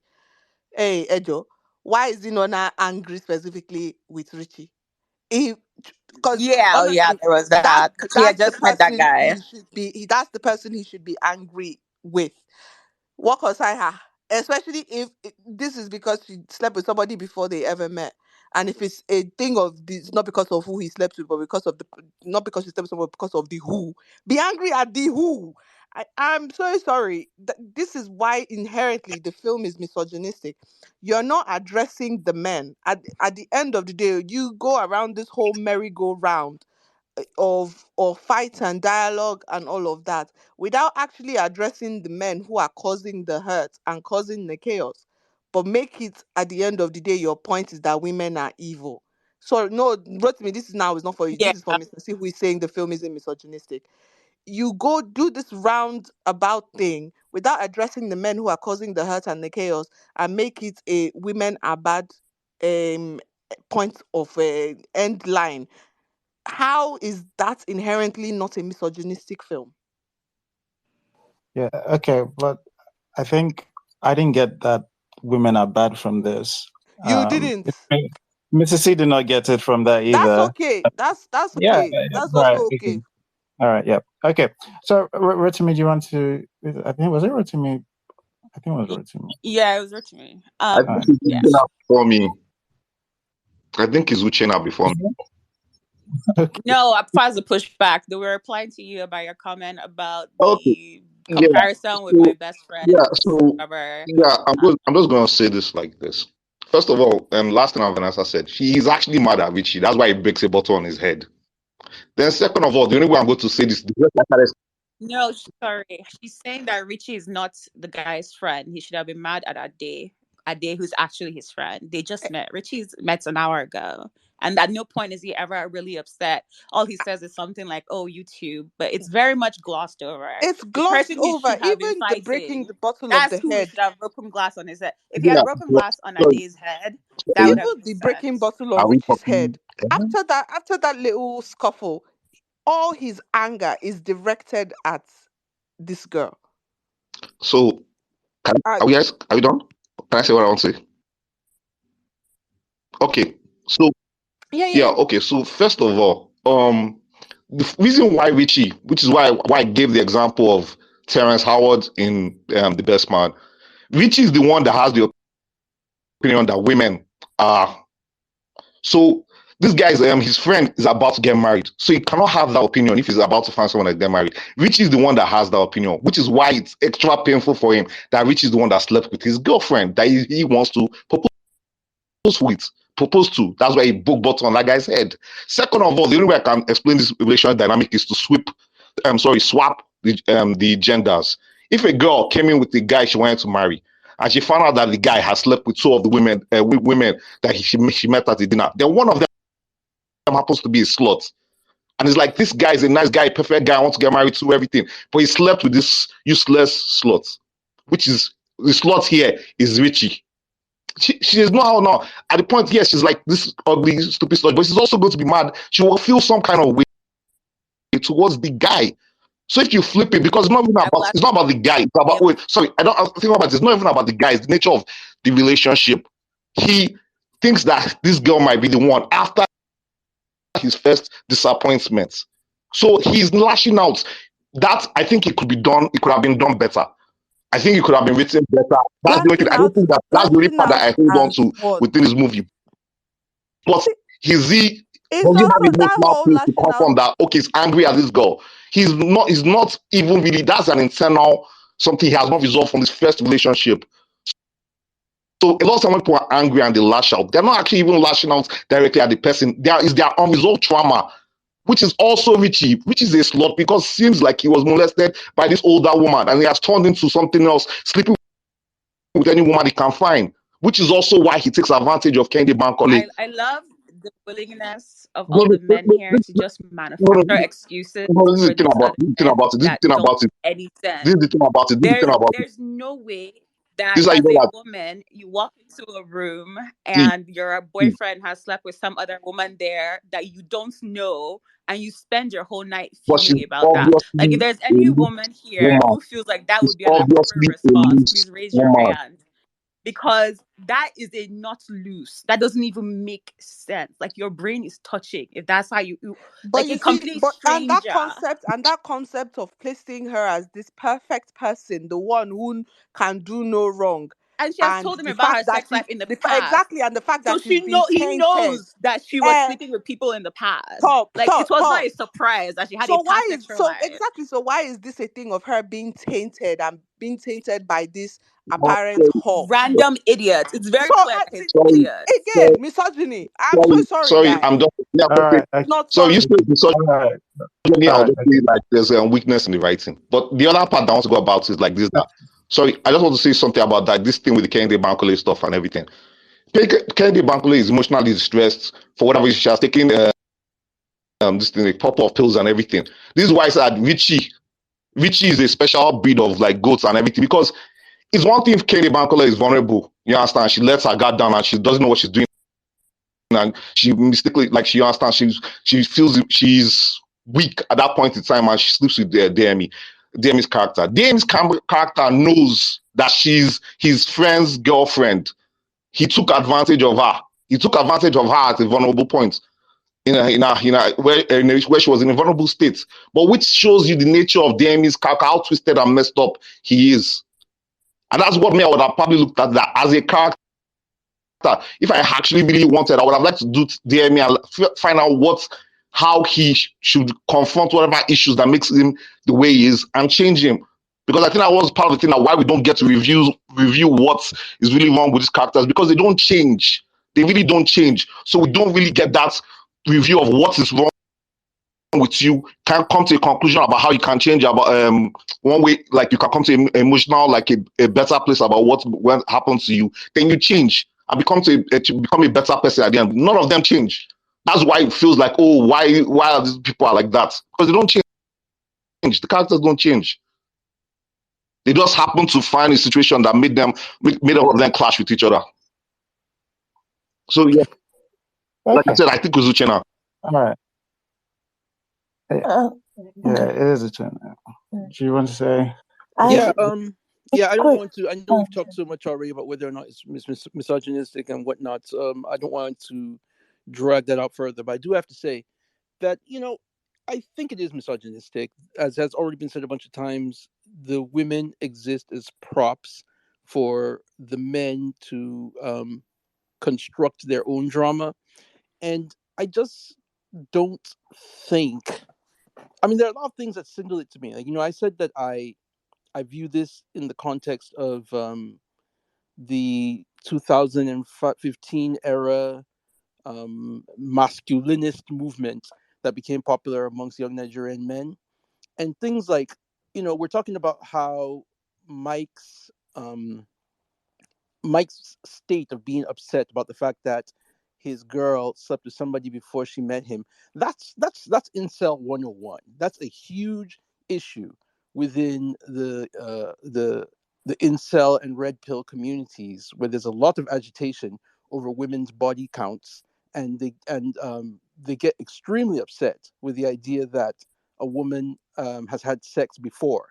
They're always talking about, okay, I don't want to use the term here, but they're always talking about the looseness of women's vaginas and how it's such a bad thing if a woman has been with a man before. And I see that character representing that, but not in a way that satirizes it, not in a way that critiques it. I feel as if the film is suggesting that he has a legitimate grievance in that case. And to me, that's misogynistic. Now, the thing, I take some disagreement with everybody here. We seem to have built this narrative of Richie being molested by Ade's mother. I don't see anything on the screen to suggest that. Yeah, he slept with her. We don't know how long it's gone on. There's no suggestion at all that anything happened to him when he was a kid. I think we're writing that in to sort of build some dimension to the Richie character that's not really there. And frankly, I didn't think Richie was meant to be a two-dimensional character, a three-dimensional character. I thought Richie was supposed to be a symbol. I thought that Richie essentially, I mean, from the first moment we see him, he gets out of bed, he immediately takes a drink and lights a cigarette, and we constantly see him lighting these cigarettes. I thought that was just the regular Nollywood thing where characters are shown smoking to signal that they are irresponsible people. But there was something about the way that Richie's smoking was portrayed. Like, it was very intentional. Sometimes we'd even get close-ups of him lighting, and there was very intentional sound design where you would hear the click of the flint and the flame coming on. I felt that it was something about it suggested that Richie was supposed to be the devil. This whole thing with this flame. I thought that he was supposed to be the devil and that he was supposed to come in to manipulate these other characters. And that's the reason I said that I found that interesting and ambitious. I like what I felt they were trying to do at that point. The problem is that there wasn't enough dimension to the other characters to have a true story about the devil exploiting and manipulating the frailties of these characters and pitting them against each other. There just wasn't enough of the characters, and it seemed to have an ideological commitment to a women suck narrative. So it couldn't fully do that of manipulating all the characters because the women just existed to be sluts that caused the men problems. So I don't know. I don't think Richie was meant to be three-dimensional, and I don't really see the point of him being a three-dimensional character. He's just a character that was there to prove a point, and there were so many things about it that I felt were there to prove points, like the flashback at the beginning. I mean, as everybody's already said, it was quite unnecessary, but I don't think it was necessarily there to color in Mike's psychology. I thought it was there to signal to the audience that women suck, and there were so many other scenes like that, and they weren't presented in a way to critique that idea or question whether or not they were right or wrong. They just seemed to be saying women suck. And even at the end, when Mike goes to propose, it's not that I don't see any indication that he did any emotional or psychological work to arrive at the point of seeing that his previous way of thinking was wrong. It seemed more like he was graciously forgiving her for what she has done wrong, which we are all supposed to accept was wrong in one way or another. So it's totally misogynistic to me. Weird, because you're a man. It's not supposed to be on that side. Well, I'm a man, so I should be the one saying no. It's not misogynistic. It's from a man's point of view. But I don't think that was a joke. I know, but I mean, I actually did want to say that earlier because you said that you felt it was from a man's point of view, not a misogynist point of view, and I don't agree. I don't think it's a man's point of view. It's a specific kind of man who has a specific kind of ideology. Yes, I did mean to say that earlier, so it's not like I don't get your popular joke. man, so I can see why people feel like saying it's a man's point of view. So let me get I back. think That does not see it as a misogynist. Is actually a misogynist for not seeing it. wait a minute. No. Wait. Oinkas is next. Thank you. Thank you. I said, in listening, I want to clarify something. I did say it was either sexual harassment or rape, and since listening to what people say about like, okay, maybe I was saying I'm not saying either. I meant it's a spectrum that goes from there to there. Okay. I kind of want to clarify a little bit more because yes, he doesn't know that she took drugs and stuff like that. But he knows that she's crying, she's looking for her boyfriend and everything. He knows that that's her that's her friend's that's his friend's girlfriend. He's aware of that. He's aware that she's crying. He's aware she's disoriented. And he goes ahead and cheat. Now, that's why I said there's a spectrum there. It's still, even accordingly to just loyalty or friendship, is fucked up. That is a fucked up thing to do. Either way, that is a fucked up thing to do. But, what's it called? When she retold the story to her fiance, she mentioned that she took drugs. And it was like, don't even use the excuse of antidepressants there. And I can get it. Look here. When we are in anger, we are not the best people. We should not pretend that we are all best people. When we are in anger, we don't want to see other people's respect if we are in anger. And I get it. He was angry and he didn't want to care what she said. But he is aware that it was sexual harassment. And he is aware that, okay, my best friend harassed my girlfriend. Now he kicks his best friend out of the house, and I don't understand how he's there in the morning. That's another thing. Like he kicked him out of the house, but he's there in the morning. Okay, magic is happening. But yeah, that is there. The other thing about this thing about misogyny and like red pill and grab pill and all this thing, I I do feel, without any sway of a doubt, that Richie's character can be classified as a misogynist. And I'm going to also push back a little bit on the idea of like, we are implying that it's abuse. We're implying that because Richie keeps on saying, you don't know my life. He keeps on implying there's something more. And especially he has some sort of anger towards Adi. Some sort of anger towards Adi. And he's even saying, even married women, you don't know. Even married women, implying the women that I think, and he even said in his tweet something, like the women that we think has the best reputation in society. And Ireti Toye's character, the type of character she is playing, is the type of character, if we know in Nigerian society, in the outside world, she would have a good reputation. She's the wife of a rich man. She's a madam. Not madam as in sexual madam, but like a madam, like, she will have a good reputation in front of everybody. While there's this kid that is growing up in a house, right? So even, yes, it's a misogyny. He probably has a good reason. Not saying that it's good that it's a misogyny. He probably has a good reason for something. The rest of the other characters, they're not misogynists. They're human. They're human that do stupid and say stupid shit. Like, of course, you are going to be upset that I want people to. You go to something, you find your ex has slept with somebody. Normally, in real world, we all know that when we are outside, we have to act like we're not upset or we are not awkward about that thing. But this is a movie, so heightened emotions. Yeah, I get why he's going to be possibly upset. I get it. And I'm not going to say that because of that, that's like sexism or something like that.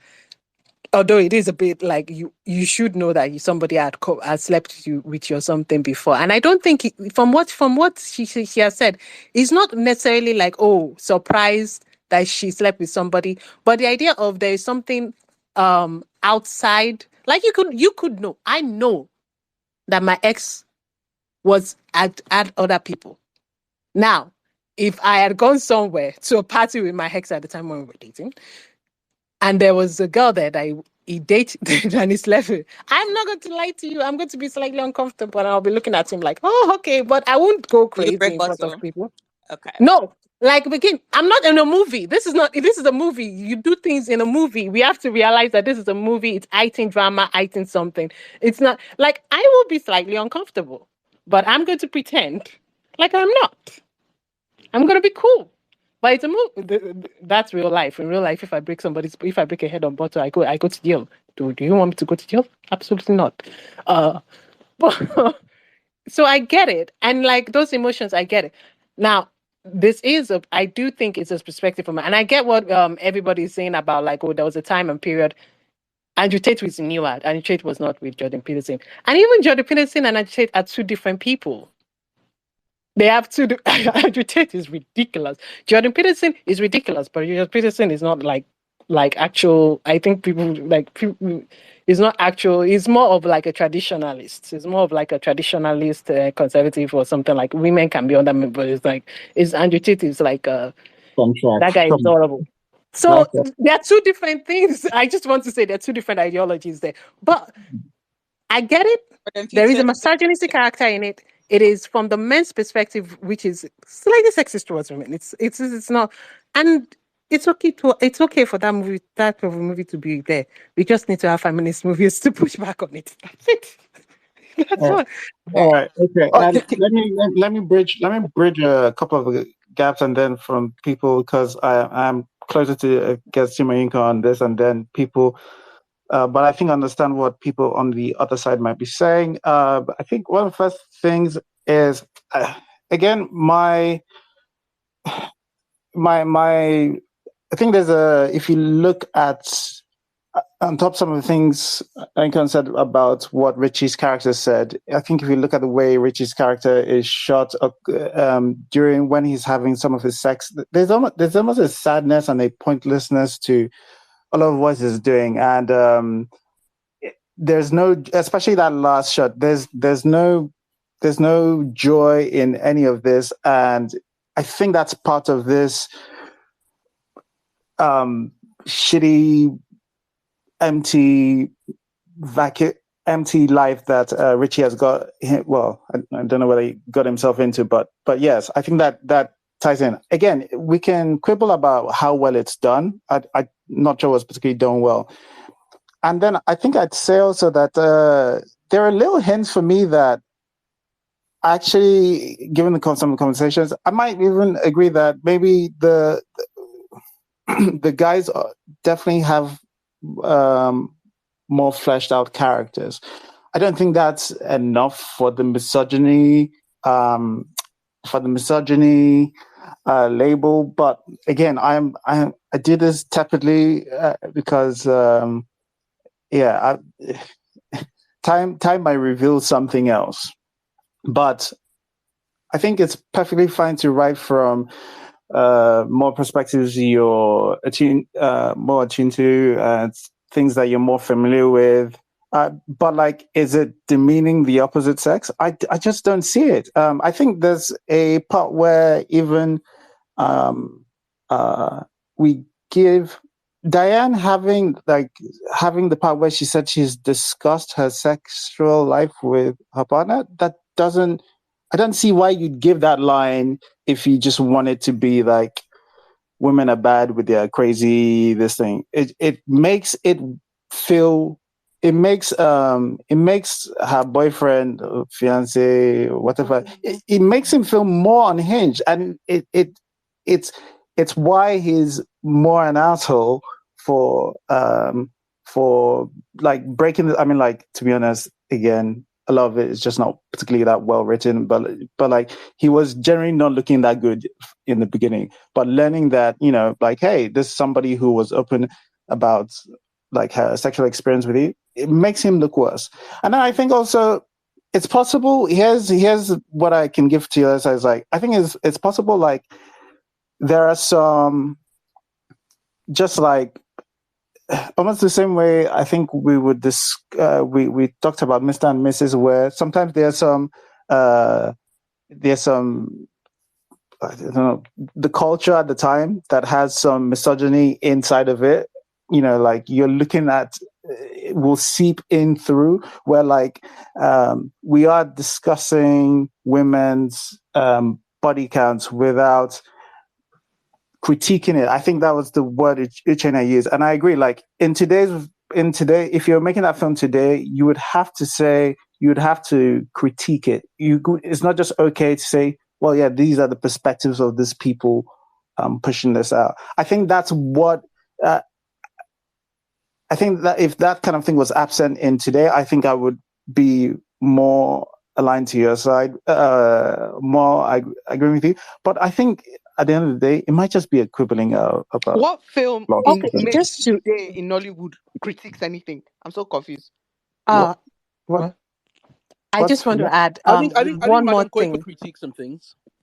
movie critique things all the time. They generally suck at it, but they do it all the time. Let me just I just say, want to add one tiny thing. If indeed this is the red pill and all that stuff, one thing is that as much as we're focusing, let's also focus on, there's also another thing the writer wrote. The writer wrote that you should, the woman, if we think, oh, the woman is cheating, women cheat, women talk, women horrible. Guess what? The writer was definitely forcing the two of them to get back together, even though he knows that she cheated on him, right? Like, get back together and forgive it. And David, this is definitely not repeal something, because repeal is not like get back together with a cheating woman. Yeah. Okay, That one is the So Nigerian that's a very something. That's That a red one is pill. So the cue is Mrs. C, and then Otas, and then Uchenna. Okay. Yeah. So I think what I want to say is we're all suffering from poor writing. Yeah. It's poor writing that has brought us to this point. Right. I don't see any misogynistic intent in this film. I think it is reflective of the patriarchal society we live in Nigeria, and the everyday misogynies that seep into our interactions in our decision making, and is exemplified in a few places, right? For me, the place where I think they attacked me, right, and the place that me read misogyny, even though I don't think that was the intent, was these women getting back together with these men.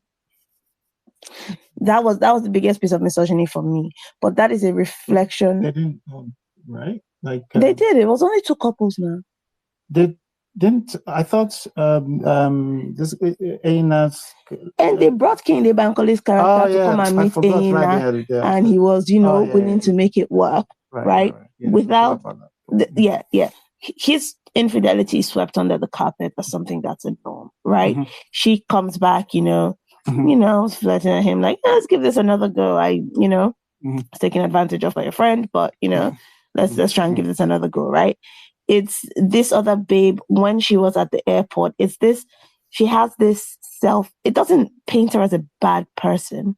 She's also deeply insecure, and she has low self-esteem because she has slept with 2 or more people in the past. So even at the airport, she's like, this is another bit where I'm like, I feel like misogyny was seeping in, but it's again our cultural misogyny. It's this is about me and my past, and I need to go, figure myself out. When she rejects his proposal, not you are unhinged and potentially a danger to my life, I'm gonna go, right? It's poor writing we're suffering from, because I think, like Mr. C had said, they did say, look, she has disclosed that this is, I've had sexual partners, right? I've slept with people before. It's poor writing in that they keep going, why didn't you tell me, when they'd been in that house all of 3 hours, right? What time would they have? It's missing these abilities to like tie things together and put this together. It's the filmmakers not, we're still here trying to discuss whether or not it was sexual assault or blah, blah, blah. And it's because the filmmakers don't know, but they put it there, but they haven't made a decision on what it is. Maybe they know, but they didn't know how to do it. Or maybe they knew, but they didn't know how to do it. We've made I think someone said it was a reach, right? And it's not a reach, right? It's like a deduction. He's sleeping with this woman who raised him, right? Anybody who is sleeping with somebody who raised them, it's always sus, right? It's not a reach to go, if you're sleeping with this woman as an adult who raised you, what are the chances that she did inappropriate things while you were under her care? What are the chances that she groomed you, right? Maybe the filmmakers just put it in there as a fun bit of hypocrisy because they didn't think about it and they didn't draw these lines, right? And they're not implying she abused him, but we've seen it, we have eyes, and it looks suspicious. But they're not to reason them. Again, we're suffering from bad writing. We're suffering from bad writing in that Richie keeps going, you don't know what I've been through and all of that. And, you see his moments of broodiness and grit. But because of how he's written, I don't give a damn. Like, I don't care anytime he acts broody. I don't care every time he's like, oh, I'm empty. And I think what fundamentally this film did is that it chose a scapegoat, Richie. It chose a scapegoat for everybody, and nobody addressed their actual problems. All 4 couples got together. Richie was by himself, sad, and sleeping with his foster mother, right? And these 4 couples get together with they show us nothing about how they come back together, how they work these things out, how they address all their deep, deep issues that they have between each other and within these relationships, because the film just tells us, Richie, we've gone Richie, because Richie that made this guy cheat on his girlfriend, right, is Richie that made this other guy unhinged when he found out, oh my God, she's not a virgin. They picked a scapegoat because they didn't know how to tie this thing up. They couldn't tie this thing up. They couldn't give me an organic, proper, decent way for these couples to solve their relationship issues and get back together. They said, you know what, Richie sucks. Richie's a dirtbag, right? And now Richie is by himself, all alone, because he always causes trouble. So bad writing is what we're suffering from at the end of the day. All right. Let's see. Otas, do you want to go ahead?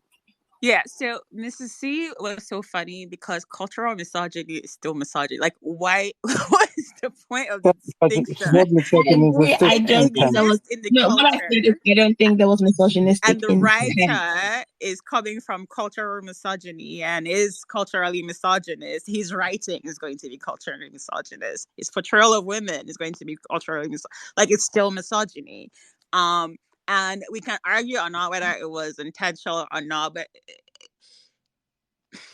there's too much of it, is what I will say. If it was a couple instances, a couple appearances, yes, misogyny exists. Everybody is a little sexist. Even I sometimes will catch myself saying things I shouldn't say. If it was a few instances, one or two times, one person was misogynist or one person was acting in that way, it would make more sense. But they're not. All of them are acting in that way. Even with trying to excuse, the possibility that maybe he was assaulted, and when he says you don't know what I've been through, it feels like a reach because they list other things that have happened to him. His family died. This random family took him in. We don't know how he was treated. Like, if we're going to be reaching back, maybe he was treated badly when he was growing up. We don't know.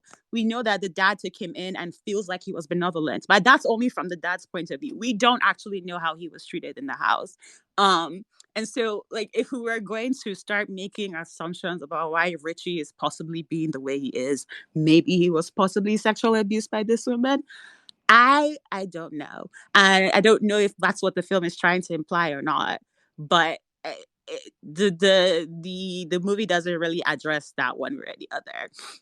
So to Ichina's point, it doesn't feel like Richie is trying to be 3D, because if he was trying to be 3D, or if they were trying to write him as 3D, it would have come up in dialogue. He would have blurted it out. He never says anything other that he doesn't like women, but we don't know why. And it could be because he has slept with so many women. He knows women cheat. That could be the simple answer. It feels like we're trying to reach for something more to explain why he's the way he is. I don't know that there's an answer to that. Um, and so really that all of that just seems very weird to me. And even in the handling of how she has had other sexual partners, is not that she is the fact that he did not. So apparently he mentioned at some point, yeah, she has told me all the other partners, but you never said anything about him. It's like, she had a one night stand with something she probably couldn't even remember until she saw him. Is the way that she had past sexual partners is being handled is very misogynist. The fact that even at the airport, she feels like it's something she needs to go back and deal with, that, oh, I had sex before I met you, is misogyny. Like, I don't understand it. All right, thanks, Atas. Uchenna, did you want to say something before? Yeah, I did want to sort of reply to Mrs. C about whether there was misogynistic intent. Now, I don't. I'm not saying there was misogynistic intent. I don't think that. I don't want, if Jay Franklin is listening to this, I don't want him to get the impression that I think he is a uniquely woman-hating person who sat down, right. I want to write about women suck, and with devil horns coming out of his head. Just like what Todd said, it is cultural misogyny, and that's the culture that it came out of. So I'm just, recognizing it as that, not suggesting that in any way that the author wanted to just take down women. I don't think that's the case. Although I will admit that, since I have chosen to view it through the lens of 2015, 2016, I just remember, a lot of young men going around shouting, let's stop talking about women's rights and talk about women's wrongs. And I felt that that's what this story is. I just feel that that's what it's doing. At that time, there seemed to be a movement among young men to want to show that women are as bad as or worse than men in a lot of things. So I just view it as coming out of that. And also when I talk about when I put it into that specific historical context, all the stuff that we're talking about, whether or not Richie was abused and groomed, it feels like presentism, viewing a work from the perspective of the present rather than the time it was written in, which in a lot of times is fine. I mean, if art is to be immortal, it has to be able to speak to us through time, and we should be able to look at it from the point of time that we're in. But when I put myself back in that time, let's be real. Most people didn't even think about grooming or even know the word before 2018 in the post-Me Too era. It was not something people were talking about in 2016. I mean, most Nigerian men, or let's say a plurality of Nigerian men, would say that they probably lost their virginity to an older woman, whether it's a house help or an auntie or whatever. And the idea of that being seen as a kind of abuse is a relatively new idea. I think that conversation has only started in the past year or two. In 2016, it was something that guys were giving each other high fives over and talking about how awesome it was. And at the end, I don't see Ireti Doyle's character portrayed in a state of dominance over him. It seems to be the other way around. I mean, Richie's life is shown as being somewhat empty, but in that scene, I think the laugh is supposed to be on her, not on him. So I think that this idea of trying to write in this abuse backstory for Richie, I think it's a reach. I just don't see it there. Okay, then the last thing I want to say to you, about Jordan Peterson. Yeah, you're right. No. No. I just want to say something. It's also part of what I'm saying. Yeah, okay.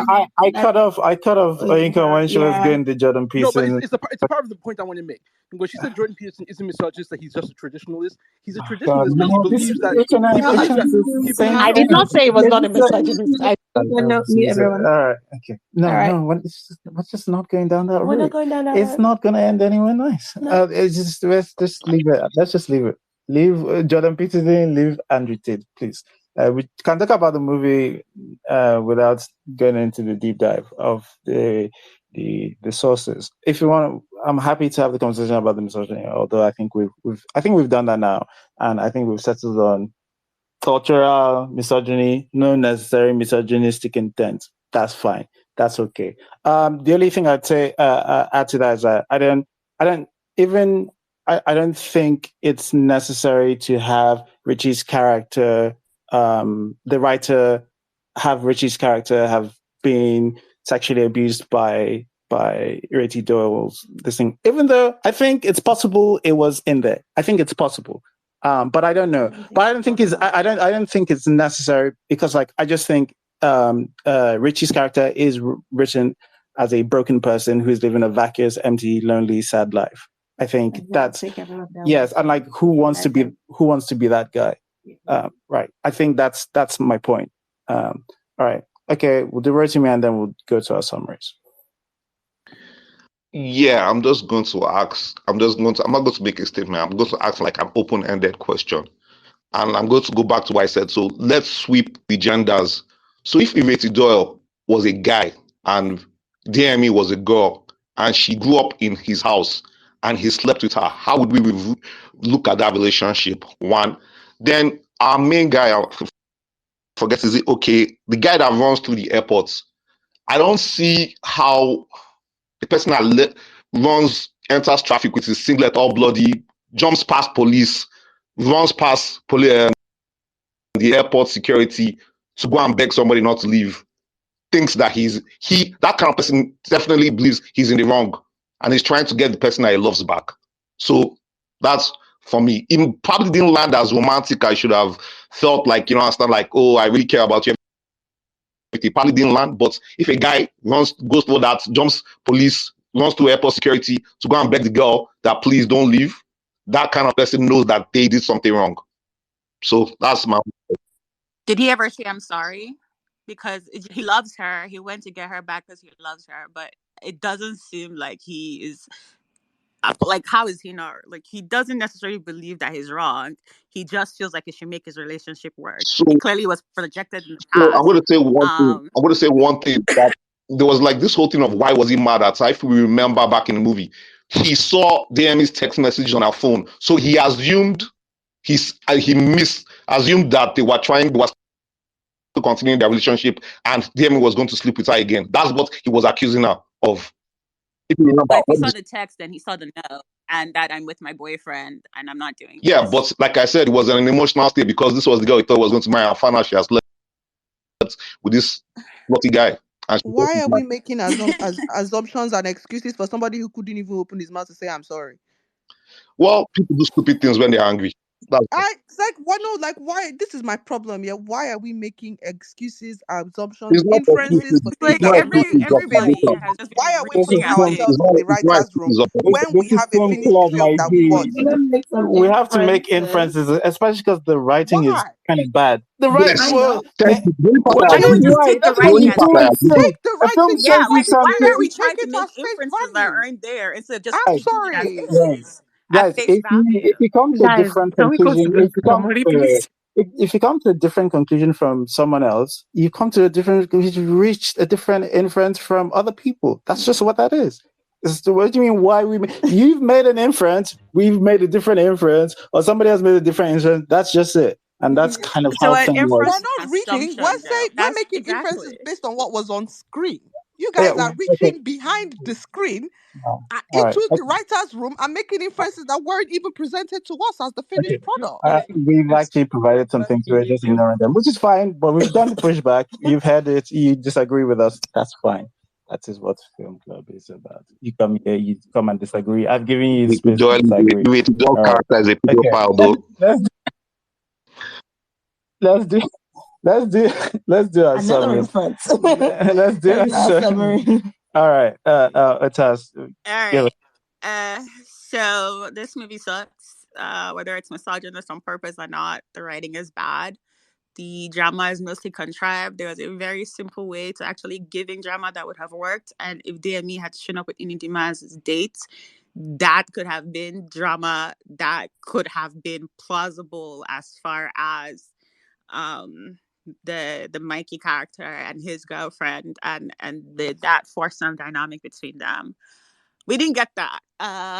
Instead, we got whatever this is, cheating, possible rape or not, antidepressants that might make you sleepy and forget that you have a fiance, possibly. The movie pretty much already told us who the villain was and then tried to force us all to agree with it. Unfortunately, whoever wrote this wrote 5, 6, 7. Sorry, I'm counting characters in my head. 7 sucky characters. Um, just really bad characters overall. The father, the mother, Richie, Ade's fiance, all suck. But I will say the cameos at the airport scene were fun. I enjoyed seeing Charles and Noje and the other lady. I always forget her name, but I love her. She was the one who was trying to hurry this along because she did have places to be. Um, I've forgotten who she is, but it was really great to see her. That Susan was Peters. probably what'd you say? Susan Peters. Yes. So that was probably what it was fun. It was like a right now, oh hey, her. But yeah, other than that, I wouldn't watch this again. I think Nollywood needs to take a break from these 5, 6, 7 friends are stuck in a room, in a house, in a hotel, in a resort, whatever the different mediums they try to use to tell the story. I think they need to take a break from that and really think about what they're trying to say, who these characters are, before they attempt to do this sort of stories again. We've had enough, really. But yeah, would not watch this again.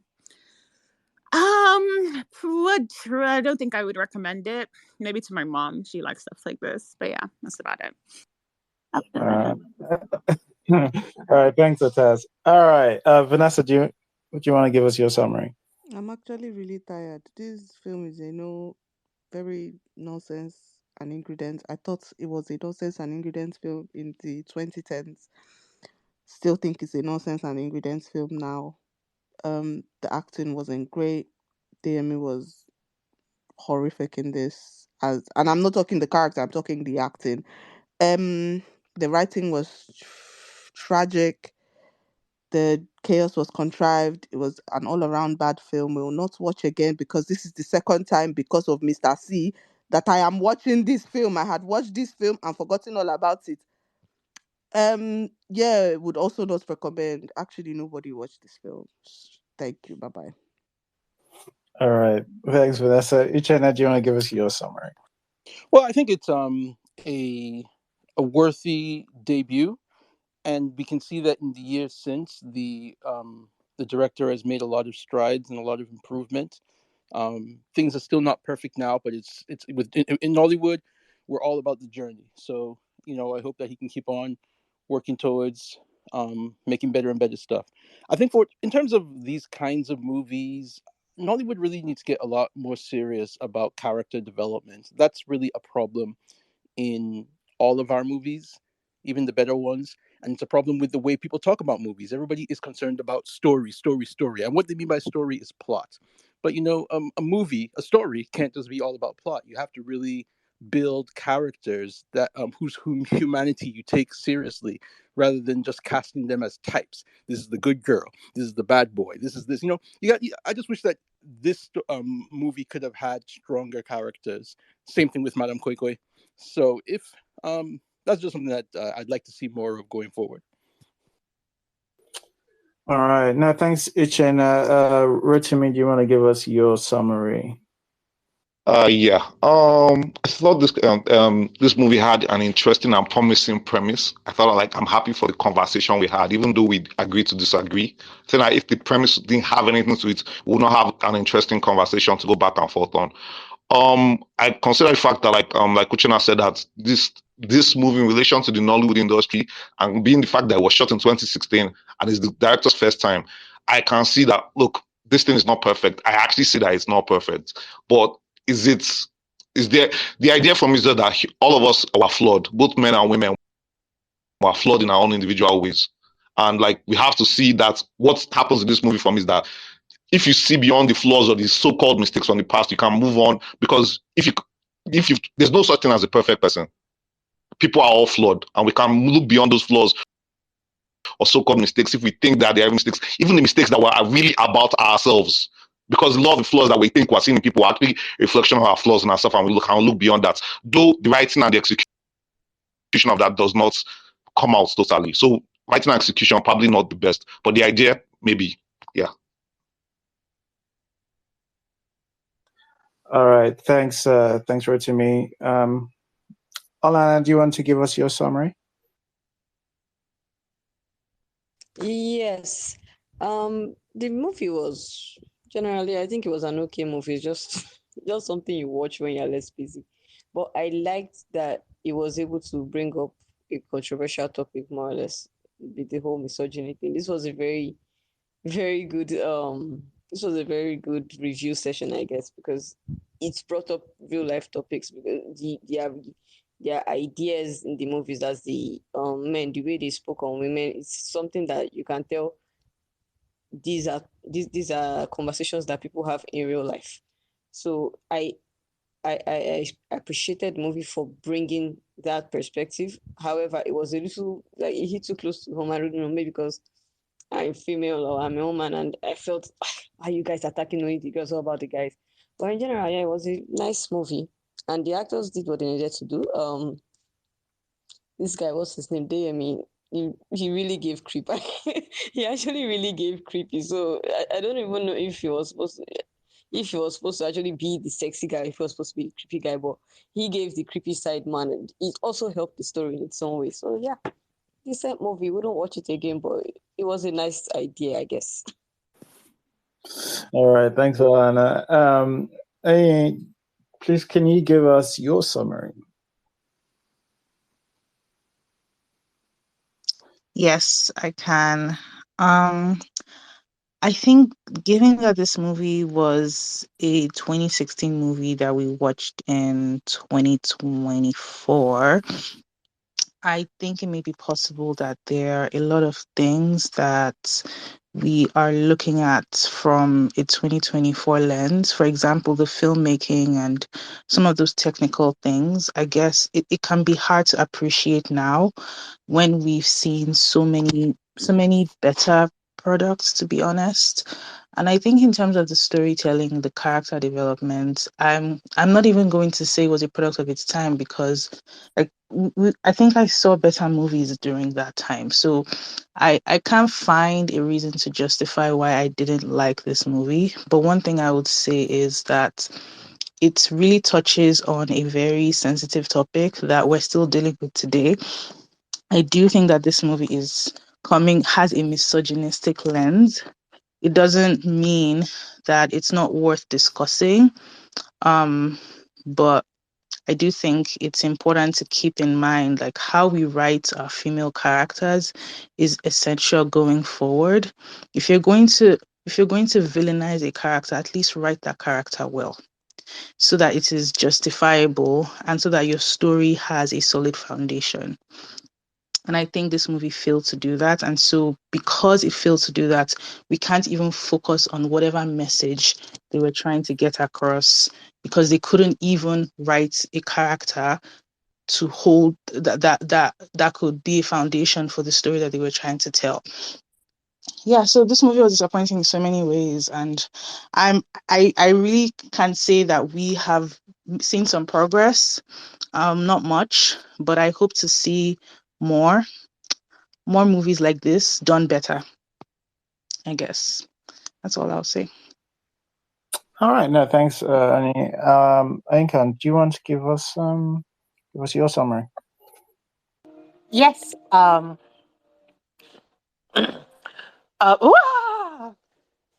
Sorry, I forgot I put water on the fire. What was? Oh, your summary. Yes. Movies are meant to entertain you or make you forget on a Sunday night or a Saturday night or Friday night or whatever day you go. Just put on a movie. If you like it, continue to watch it. If you don't like it, don't watch it. You can switch it. There are millions of movies in this world. Watch one of them. Oh, this is an okay movie. It's okay. It's whatever. Bye. All right, thanks, Ainkan. Mr. C, do you Enjoy want the to rest of your night. Sorry.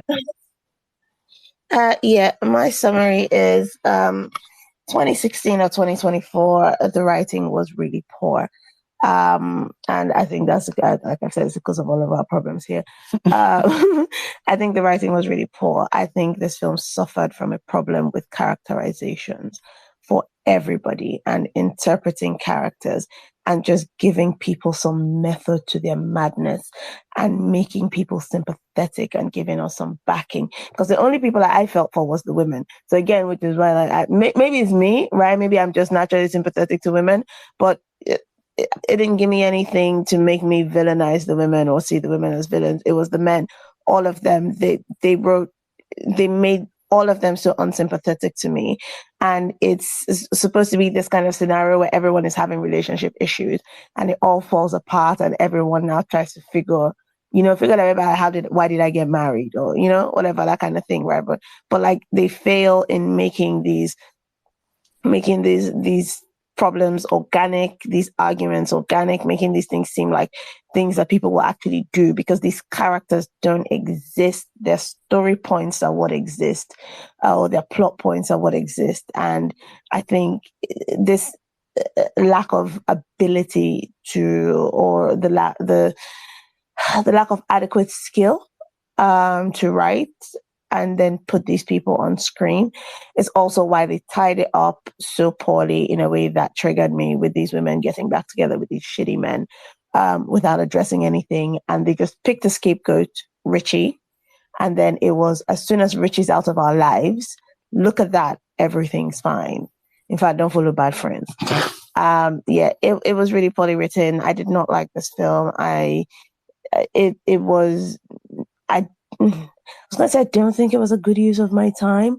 Maybe no one say that, because we're here having this conversation. But I would not recommend this. I wouldn't recommend this. I don't think it was. I think it was bad. I think it was pretty bad. But I also think it is worth seeing older films next to the more modern films, because I think Otas was saying earlier that we need to step away from these 4, 5, 6, 7 friends in a house, right? And Mr. C was next to me saying, no, this is old. And I reminded him we saw Weekend to Forget last weekend. So we've seen 2 weekends in a row, kind of the same type of premise. And it's not like obviously things need to go out of style or whatever, but I think it's interesting to watch from films from 10 years back and come back and watch, films we're doing now and discuss them to have an idea of if we are, where we were, where we are kind of thing. Because we're looking at it through the lens of last year before last, 3 years ago. And it would be nice to have that comparison going forward. So yeah, that's my summary. It wasn't a complete waste of my time in that sense, but I will not be recommending this film. All right. Yeah. So I just watching this film was very frustrating. I think if I were watching this film in 2016, I think sometimes you can tell whether the person might know what they're doing from the first few minutes. I think this is a film that I would have gotten wrong from that, because I think from the first few minutes of like, oh, this person knows what they're doing. And it's just comparatively, they know, it feels like Jay did know some filmmaking things comparatively better than other people. And I still say that some of the shots this film has, I don't see much of that in even today's Nollywood filmmaking, in the sense of like the choices and the ideas behind choosing certain shots. I just think the writing in itself, the parts that should make you care, the parts that should just go past the intrigue of what's going on, are just poorly done. Just very poorly done. I think what needs to happen is Jay needs to direct a Building Stevens script. That's what I think needs to happen. I think they will complement themselves well, because I think what Building Stevens suffers from is actually making her film cinematically. And I think what Jay suffers from is a tightness in scripts and even something like hitting those emotional points that Building Stevens does really well. Probably never happen, but that's my hope for the future, because I think that would be a better collab than the individual sort of work. But yeah, that's my general thoughts on this. But this was a fun conversation. I enjoyed it. We should have watched Cake. You just said Cake was bad, my G. Yes, it was bad, but it wasn't people stuck in a living room and a house together. So at least we went to different places. We went to a restaurant, we went to a police station, we went to a hotel, we went to a bakery. There were many, many places to go. Just different flavors of shit.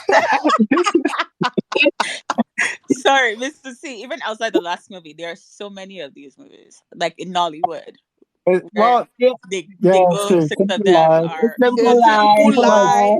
Yeah, Simple Lie is the worst. I think it's the worst offender. It's the most egregious. So it's the most That's egregious. why many locations is pleasing. There's one that's Street, Mona Lisa Chinda, where 3 groups of couples who are loosely friends go to like a resort or hotel, and half of them.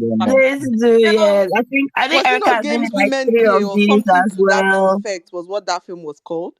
I say hire a man, hire a woman too. All those ones too. All these family wala where they come in and somebody reunion. So many of them exist. Like can we move on, guys?